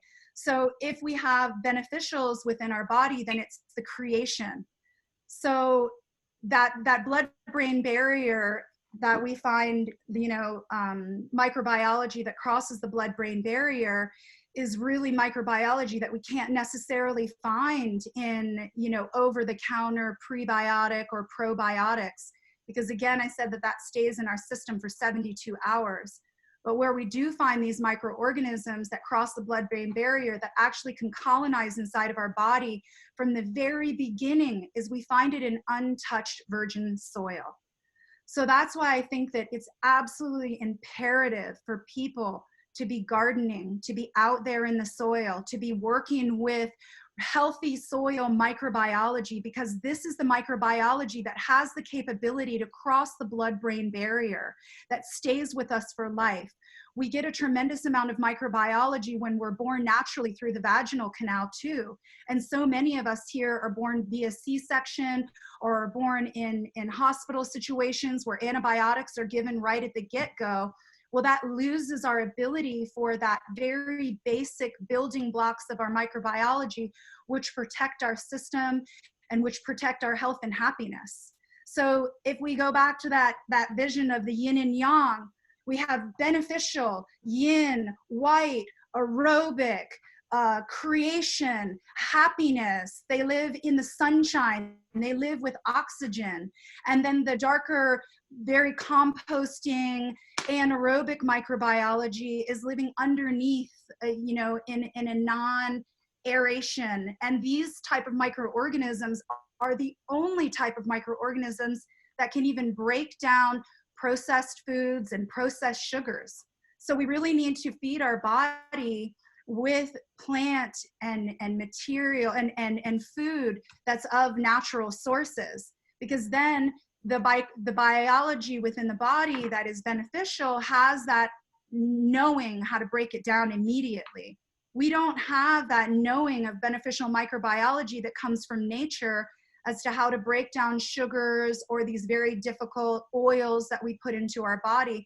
So we start calling out for these heavy composting microorganisms that have to come into play that start then creating an unbalance within the body. And I'm really trying to say here today that unbalance within the body can cause people to feel destructive, to feel like they don't have any creativity, to feel like they, are depressed often, because that's the intelligence of a composting microbiology. So the more that we fill our body with beneficials that come from the soil and also that come from plants that grow in the soil. So not only do we have a microbiome, but every single living plant that's healthy also has a microbiome. And when we talk about the inoculation of a organism that's going to stay in our body forever, these are actually some of those microbiology is found inside of healthy plants, which is called the endophytic reaction within plants. And when we are growing plants in healthy, beautiful soil that contain a tremendous amount of microbiology, then those plants have the ability to uptake that microbiology, and then you're able to digest it. And this is the type of microbiology that stays with us forever, that can be inoculated so that it keeps a balance between that pathogenic microbiology and the beneficial microbiology. So, to sort of sum it up, I think that it's really important that we oxygenate our body with exercise, which is what Stacy had been saying earlier. The more that we can get outside and exercise, it's really awesome. I do believe that in these times of stress, cortisol is a tremendous hormone that really puts our body out of balance. And I believe that it also can feed that negative or pathogenic microbiology. A lot of us are sort of loaded with this. So if we look at how we're doing as a whole human race on Earth and our health and well-being, because now this COVID-19 has had us questioning that. Like, how are we doing as a human race? Well, as a human race, we're really quite failing. And I believe that this is one of the largest failures in our health and well-being, is that we're not working with proper microbiology. And things that wipe out those microbiology are things that are just so common, which is all of the processed foods. A lot of pharmaceuticals, almost all pharmaceuticals, really hinder the microbiology within the body, as well as, not having very good thoughts or having a lot of stress in your lives. So if we can reduce the stress and up healthy vegetables and healthy fruits that are grown from healthy soil, then we're going to be able to, boost our healthy immune response by, having more beneficials within our body. And yeah, So I think that's about it. And I wanted to end too with what Terry was talking about, that, you know, mushrooms, they're incredible. They're one of those allies that not only help us boost the beneficial microbiology within our system, but they also kill pathogenic microbiology all at the same time, which a lot of antibiotics sort of go in and kill all of the microbiology in our body. And we really need to start allying with plants and different types of medicinals that are grown by nature, because our body understands nature more than this synthesized food and drugs that we've been, you know, living with for so long. So getting back to the soil, getting back to gardening, eating healthy, beautiful plants and fruits that contain microbiology in them that will stay with us for our entire lives is really the goal, so that we can all think better, we can have more love in our hearts, we don't have destructive thoughts. Because if anybody thinks that these microorganisms don't have intelligence, they are probably one of the most intelligent beings on earth. And I also think it's really interesting that, you know, governments have spent billions and billions of dollars on a defense fund. And now here comes in the tiniest and the most meek of them all. And we don't know how to defend ourselves necessarily in that way. So it's a pretty interesting, vision here on where we've been putting our energy. We have this incredible opportunity to put our energy into something that is much more important. And I know that a lot of the old scripts say that the meek will take over the earth. Well, you know, there's nothing more meek than microbiology. And that's what we're primarily made up of. So let's boost our beneficials. That's something that we can all do in our home by really stopping those processed foods, upping all of the good things, and, you know, the prebiotics that everybody was talking about, so we can all, you know, see this pandemic through with a lot of grace and beauty and love for each other and connection of all humanity.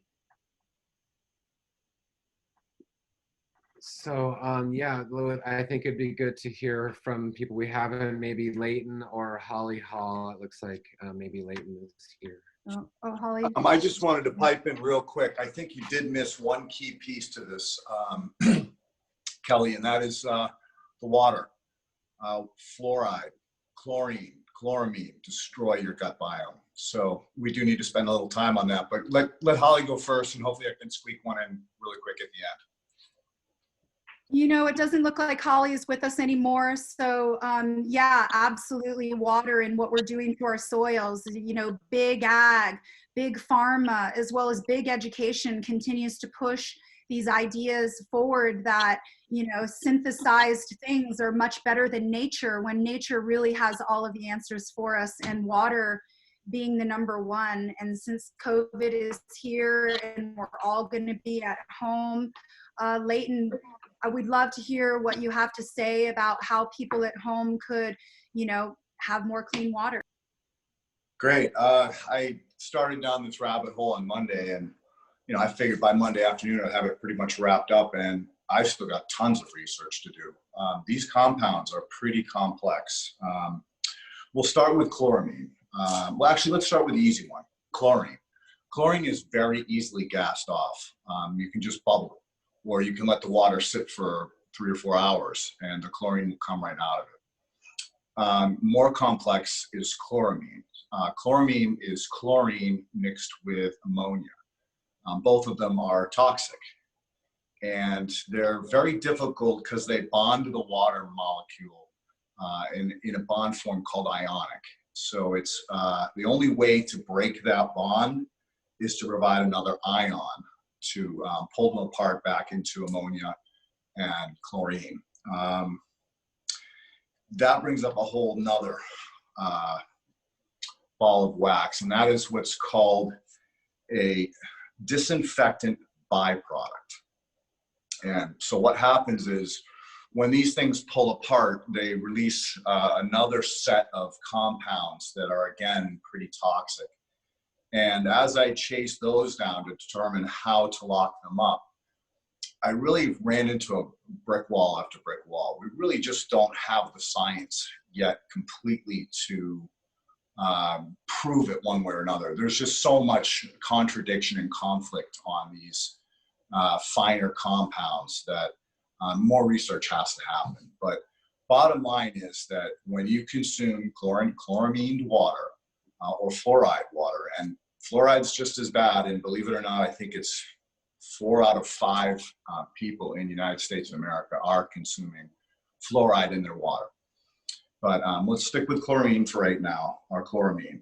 So what I found in the research that I did was that the best way to tie up chloramine is to add in organic matter, believe it or not. And that would be in fulvic acid or humic acid. And I've done a couple extractions here, which I'd love to share about. One of the things you talked about was, forest soil.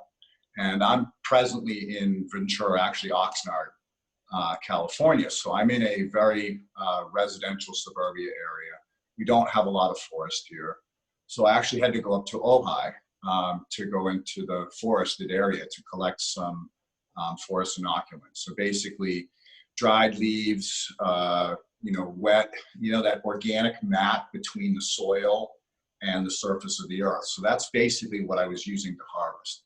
And what I got out of it was actually really interesting. This is an extract. So basically, I made this by just taking that forest inoculant. I put it in a plastic bottle, and I cut a little sponge, pop that in the bottom, and I drill a hole in the cap so that the water would leach out. And I put it in a beaker or a glass, and then just let it sit there for a period of time. I was overnight, but you can see, what came out of it is a beautiful combination of fulvic and humic acids. And when I microscoped it, it did not have a lot of biology, but I did have some bacteria, and I have to assume that those are really good beneficial bacteria. I also took some compost, and I did a similar extraction, except this time I used it without the hole in the cap. So I soaked the compost for a little while, and then I screened it. I squeezed it out. And that I got a little bit darker of a material, so this would be more considered like a humic acid. So as you can see, the color is quite different. But I really think that the combination of fulvic and humic acids is the way to do it. But in the research, what happened was that takes that chloramine, breaks it down to one of these disinfectant byproducts.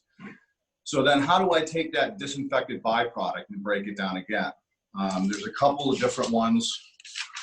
I can't even pronounce it. Trihalomethylines is one, THMs. The other one is holistic acid, HAA. The HAA is going to be more complex to get rid of.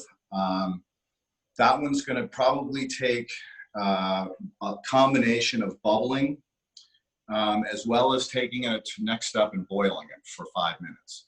Now, one of the things that I did also was in the research, it talked about boiling water for 20 minutes, and you can basically blow off all the chloramine.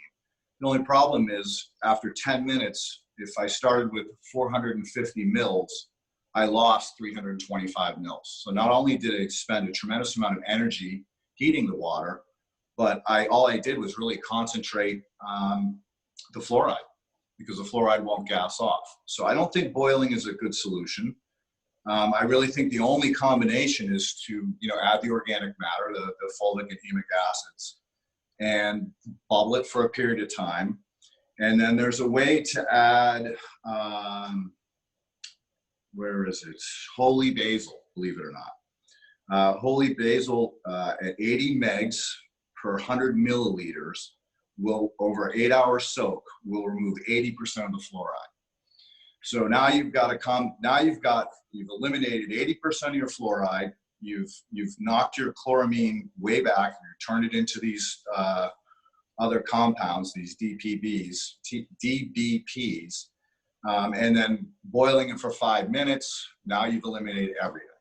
So I think that is probably going to be the easiest solution, short of reverse osmosis or distillation.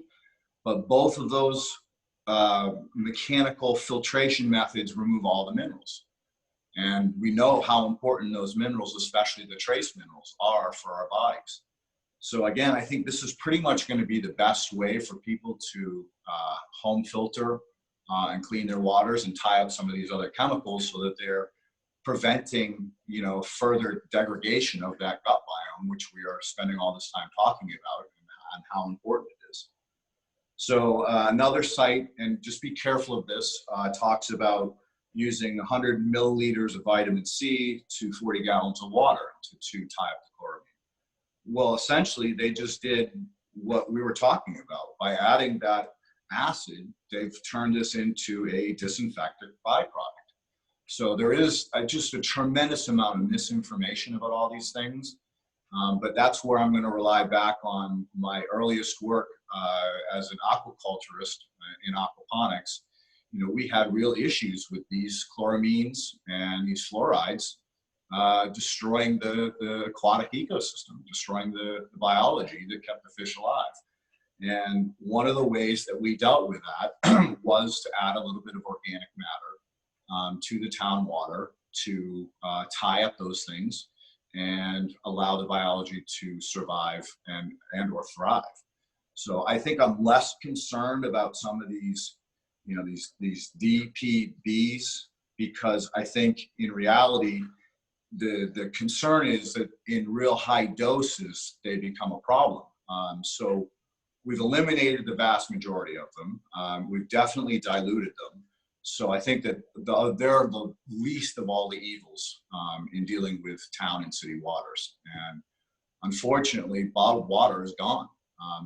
Pauline desperately needs bottled water or clean water that is not loaded with these compounds. And so that's really forced me to really get serious about this. And I did a little experiment here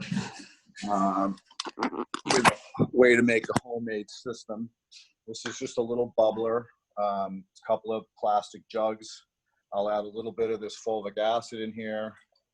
I'll add a little bit of holy basil. I'll let it bubble for 8 hours, and that will serve as a clean water source for her once we start to actually run out of the bottled water that we have left.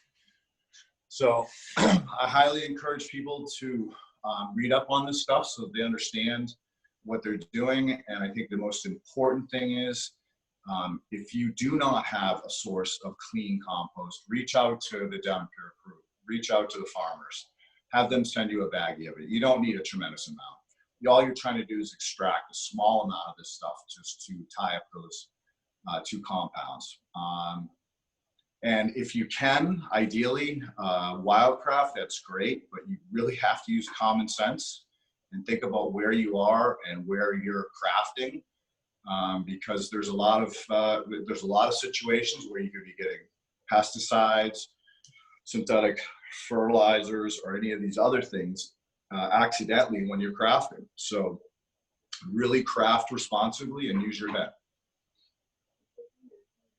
Thank you so much. I appreciate that. And water is the key to life. So we're all water. So, if we don't have a good water source, it's hard to be, a really healthy human. Mm-hmm. And Dr. Hollie Hall, she had just left, but she, her whole life is on water. And I just wanted to read to you all what she had said, what she was going to present on today, which it just says that, this virus is going to critically dehydrate people. So it's really important to be drinking a lot of immune boosting teas, sipping on bone broths and different broths that people like to do. And, upping your water count now so that if you do get the illness, that you aren't getting the illness coming into it totally dehydrated. So during this time of isolation, let's do a lot of water drinking, a lot of tea drinking, a lot of bone broth drinking. She also says to make sure to prepare everything at room temperature so that your body is easily to assimilate it. In Chinese medicine and lots of other different therapies, Ayurvedic, water is more easily absorbable by the body when it's at room temperature rather than cold, so warm or room temperature. And it also says a minimum of 15 gallons of water that people should store at their house per person. So, you know, in case the illness does come into your household, that you do have a lot of water stored, that you know that is safe and that you know that is good and potable. She also says to replace your water filters now while you can.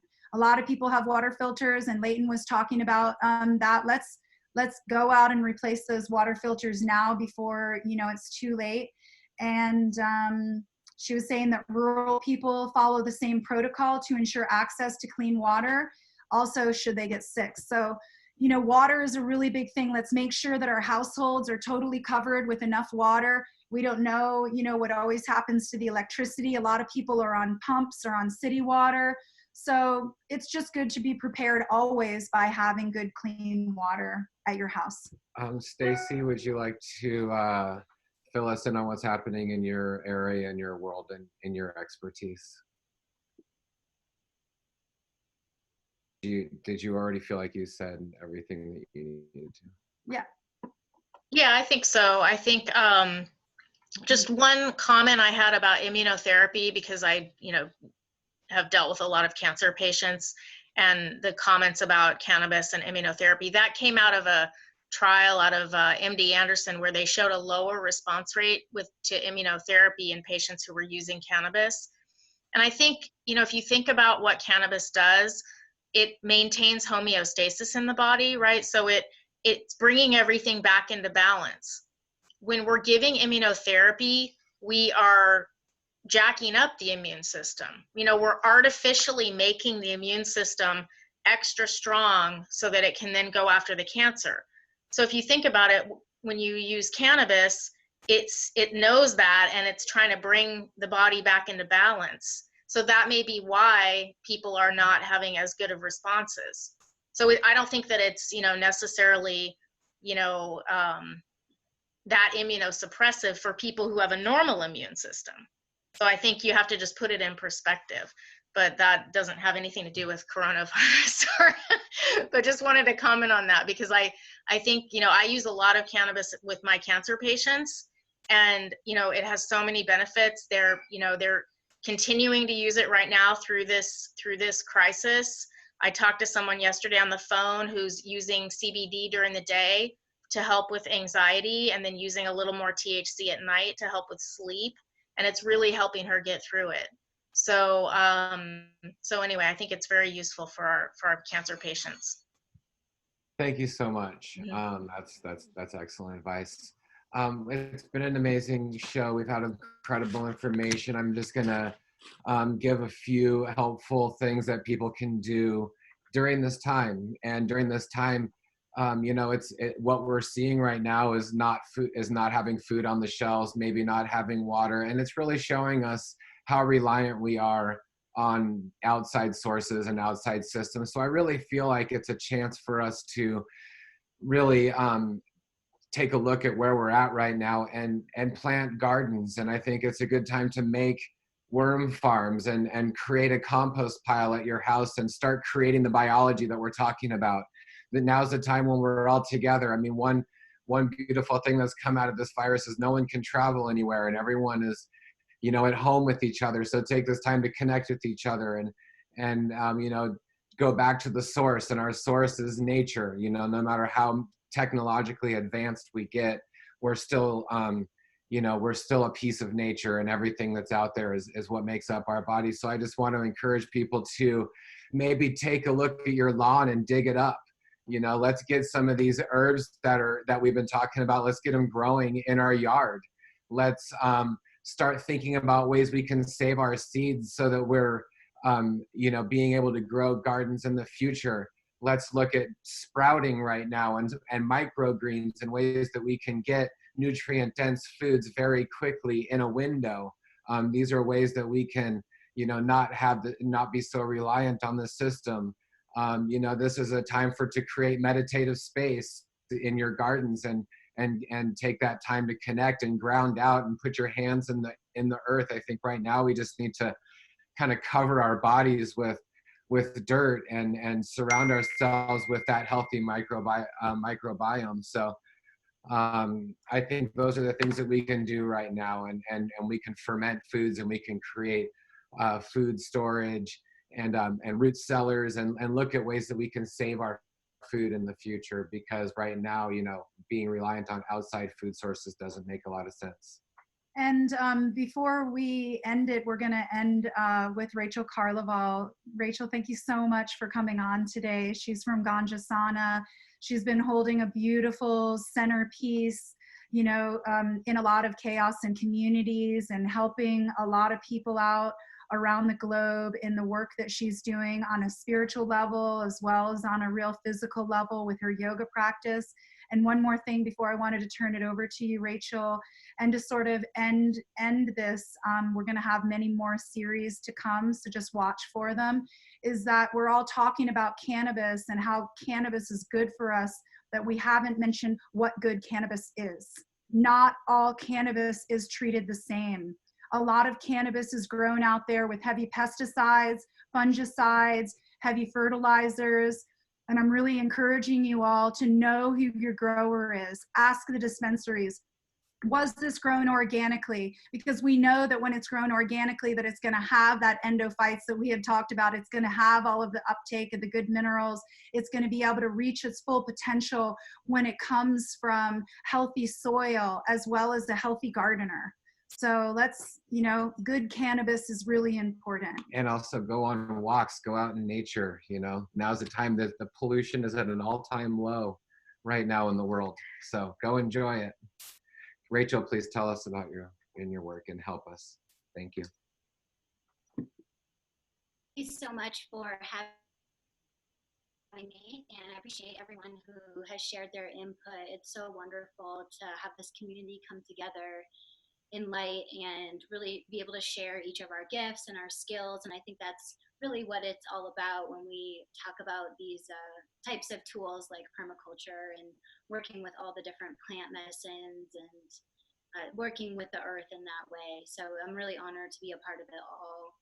And when we look at what yoga and meditation and mindfulness, and really the root of some of those practices come from Ayurveda, which is the science of life. And so a couple of things I did want to share that we can just incorporate into our everyday practices and help to boost our immune systems, and things that we could be doing every day, morning and night, just as preventative measures. And one of those things is practicing dinacharya, which is your morning routine. And so especially during times of quarantine like this, it can be very helpful to have a type of routine or ritual that is really a sacred moment in our day where we take this practice for self-care. And so I wanted to share my morning routine just as an example. I'm trying to awake with the sunshine as the sun rises, drinking lemon water as the first thing in your morning, having some type of hydration with that lemon in there. Then practicing pranayama, which is a breathing technique, and I'll go over that in a moment, some breathing techniques that we could use to boost our immune system and also to increase our sense of calm and peacefulness in our daily lives. Also practicing gratitude, and then having good dental care, making sure you have some type of routine. In permaculture, we call it stacking functions. So I love to stack functions while I brush my teeth. I have a certain poem, which I'll read for you all later. And you can say different mantras to keep track of time. I know when I water my plants, for example, I'll say a mantra to keep track of time. So you can do that while you have your dental care. And something else you can incorporate for dental care is a tongue scraper. And if you don't have one of these, you can just use a basic spoon from your kitchen. And you're going to go from the back of the tongue to the front and pull down, and do that until there's probably nothing left on there. And that's because within our tongue, each point correlates to the organs in our body. So it's like we're really cleaning out and polishing our whole entire systems just in through our dental care and our mouth. So it's a great practice to incorporate into your daily life. And then also having some type of affirmation for your day, a sankalpa, an intention to set your day. What is your goal for today? And really letting that be your anchor that guides you. It can be confusing in these times, especially when we are in our homes and getting off our normal typical schedule. So having that affirmation that you just sit and take a moment every morning to find gratitude for waking up on this planet and thinking about what's your purpose in this life and how can every step you take today really serve that purpose. I also like to practice hygiene, self-care, showering, and before that, doing some type of dry brush rubbing on the whole body. Our skin is our largest organ, and so doing self-care for the skin is great for boosting the immune system, the lymphatic system, and incorporating that with different herbs as well. So here's a example of coconut husk if you're looking on the video, and you would just start on your feet. You can go up and down, and you always want to move towards the heart. And in general, we say circles around your ankles and up on your limbs of your bones. And so we're always increasing that movement, especially if we're stagnant in our homes. And then you can use some type of abhyanga or oil on the body, which is the self-massage, especially if you have some type of CBD oil, or if you make a cannabis coconut oil is great. Also sesame seed oil is another nice one, almond oil. And that, again, you would rub on the whole body towards the center of the heart. And that increases immunity, great for the skin, especially nice in winter. I know here in Colorado, I'm up in the mountains. We have over a foot of snow right now. So trying to keep nice and hydrated and everything functioning. So without further ado, I'd like to invite everyone to join me in a guided meditation.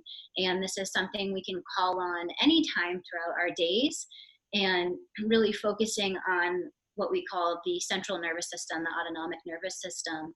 And we have the parasympathetic and the sympathetic, and our bodies are either in one or the other. We're either resting and digesting and assimilating all the nutrients, or we're in this state of fight or flight or fear.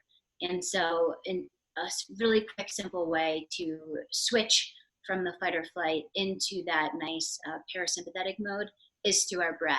Our breath is such a divine tool where it can either be voluntary or involuntary. And so you have the conscious choice every day to practice the breath, especially with a type of virus going around that affects the lungs. It's important that we cultivate this power and this energy that's innate within our lungs and in our system of what we call prana, this breath of life.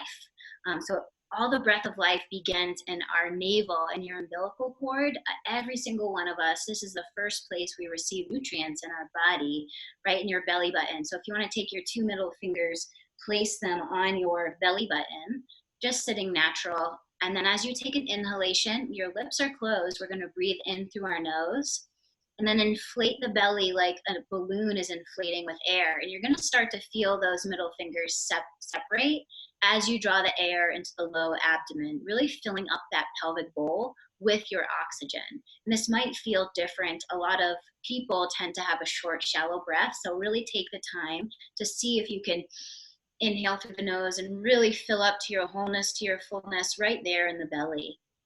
Pause for a moment. And then when you're ready to exhale, the navel initiates the exhalation. So as we breathe out, again, your lips are closed. We're going to breathe out through our nose and just simply tuck your belly button back towards your spine as you let the breath come out through your nostrils. You can close your eyes if that feels comfortable to you. And then slowly inhale again, filling up the belly, filling up the chest, breathing into your wholeness, into your fullness, relaxing your shoulders away from the ears. And then as you exhale, the navel draws to the back of the spine, drawing all the way back behind the ribs, letting all the last breath, it's like you're cleaning out the corners, the crevasses of your body, of the lungs, of the organs, the intestines with the breath. Good, hold here. And then inhale when you're ready, breathe it all in. And then I'd like to invite in a count here. So to switch our nervous system from that sympathetic to the parasympathetic, we want to do what's called prolonging our exhalation. So when you're ready, I invite you to inhale on a count of 2, just breathing in 1, 2, fill up and pause for 2, 1, 2. Now we're going to exhale for 4, 3, 2, 1. Hold for 2, 1. Now inhale 1, 2. Hold 1, 2. And exhale 4, 3, 2, 1. We're going to continue. Pause 2, 1. And then inhale 2, 1. Hold 2, 1. And exhale 4, 3, 2, 1. And now you can continue on your own pace here, breathing. And if this is feeling like you'd like to go further and deeper, you can alternate the breath, inhaling for up to 8 and exhaling out 16. So we're always going to want to double whatever number we're breathing out, and see on those holds too, as you find the different pauses, noticing the in-between space. Viktor Frankl, he is one who survived the Holocaust and a great philosopher and writer and researcher, and he says that it's in that pause in between the stimulus where we have the responsibility and the choice where we can choose to respond. And so as we learn to use our breath, we can use that to our greatest ability to find that pause. And that controls everything. There's been so much work done at looking at pranayama and yoga and the works of meditation in Harvard Medical School, for example, seeing how it can alter our microbiome, our endocrine systems, the hormones our bodies are producing. And so it's so powerful. So I encourage you every morning to just sit for at least 2 minutes. So that's 120 seconds. Set a timer and then allow yourself just to work with the breath. There's no right or wrong way to do it, as long as you're sitting and doing. It's always that time where we can practice being here now. So I hope everyone has a healthy and happy rest of your day today and time together, and so honored to work with everyone and supporting each other. So please feel free to reach out if you have further questions about these practices, dinacharya, starting your morning routines, and how you can incorporate that into your daily lifestyle. Thank you so much, Rachel. Such important information. And I think, you know, before we all leave here, there was so much information. And I think that the strongest point that we all, it seemed to funnel through every single one of us who was talking, was the word love, and the importance that, yes, we are in isolation, but it's really interesting to think about us as a human body. You know, we think in an isolation also. So I don't think that, you know, we can use isolation or even media or a lot of the things that are coming out, you know, about this particular virus to live in fear. I think we have the ability and we have the control within our own being and our own body and in our own families to be able to really find the power in this. Where is the opportunity here? Where is it that we can learn? Where is it that we can come together better as a human species? How can we omit the fear and live in the love? And a wise person said to me a long time ago that, you know, love is all there is and all the rest is noise. So let's just really listen to the love and the connectivity that we have as human beings here on this planet. I say, don't believe the hype, believe the hyphae. So go build some gardens. I would like to have everyone close out by telling everyone where they can learn more about you and your network, and you know, further connect with you in the future. Stacy, you can go ahead. Maybe starting with Stacy. So I am at Sutter Medical Group in Sacramento and in Roseville. So if anybody wants to check it out, they can just find me on the web. I only currently see cancer patients right now, and I work with them within an integrative fashion.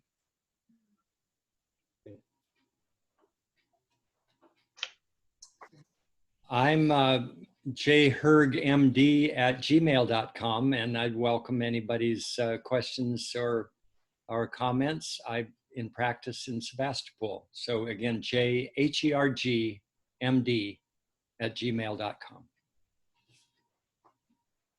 Thank you so much, Terry. I'm Terry Willard, and I can be found the easiest at wildrosecollege.com, where we have many different correspondence courses, including within a few days a cannabis course that's now gone through beta testing, et cetera, et cetera. So we're releasing it in April with obviously a big release around 4/20 for some reason. We're going to be looking at that. So, but we have all kinds of herbal courses, all the way from the introductory ones all the way up to the very advanced clinical ones. And you can get a hold of me that way, the easiest, or you can go to drterrywillard.com. All right.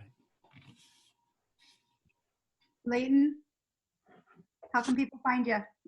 I'm a mouthful. My name is Leighton, Leighton.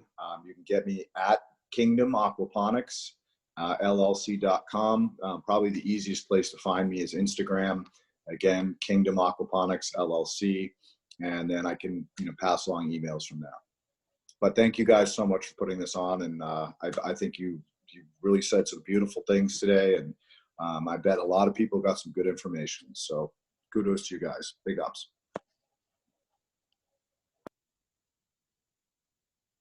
Rachel, how can people find you?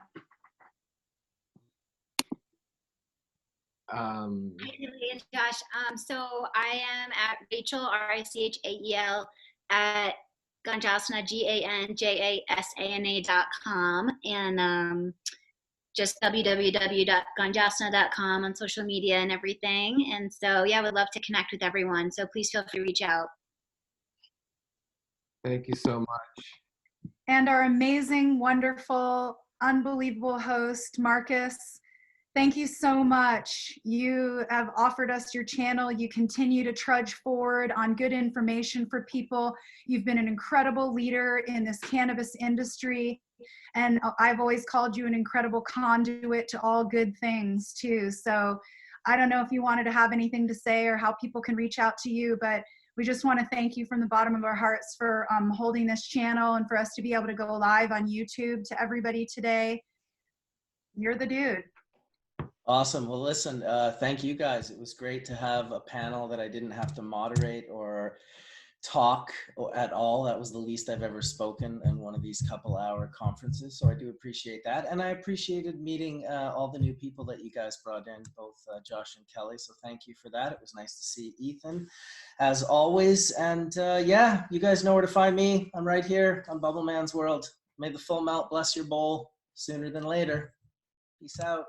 And on that note, maybe there could be a mother lover moment, for the audience. I think that could be appropriate at this moment. So, put one in the air for the family. Mm-hmm. And Rachel, did you have a poem that you wanted to end with? Yes, I do actually. So this is called A Precious Human Life. And this is a poem I like to read every morning for my morning dinacharya. Every day, think as you wake up. Today, I am fortunate to have woken up. I am alive. I have a precious human life. I am not going to waste it. I am going to use all my energies to develop myself, to expand my heart out to others, to achieve enlightenment for all the benefit of all the beings. I'm going to have kind thoughts towards others. I'm not going to get angry or think badly about others. I'm going to benefit others as much as I can. And this was written by His Holiness, the Dalai Lama. Thank you so much. Give thanks to everyone who's out there. Do your best. It's crazy times. And, if we can all just be together somehow, then maybe we'll get through it in a way that's positive. So give thanks for this moment. Thank you all so much for being here. Blessings and love to every single soul who's out there struggling in this pandemic right now. Special thanks, especially to you, Stacy and Jeffrey, to all of the healthcare providers who will not be home with their family because they are giving up, you know, that time away to be on the forefront and helping out people who are going to be getting sick. I just have so much gratitude for this incredible human culture and this human race that we have here on the planet. And I know that people are watching from all over the world.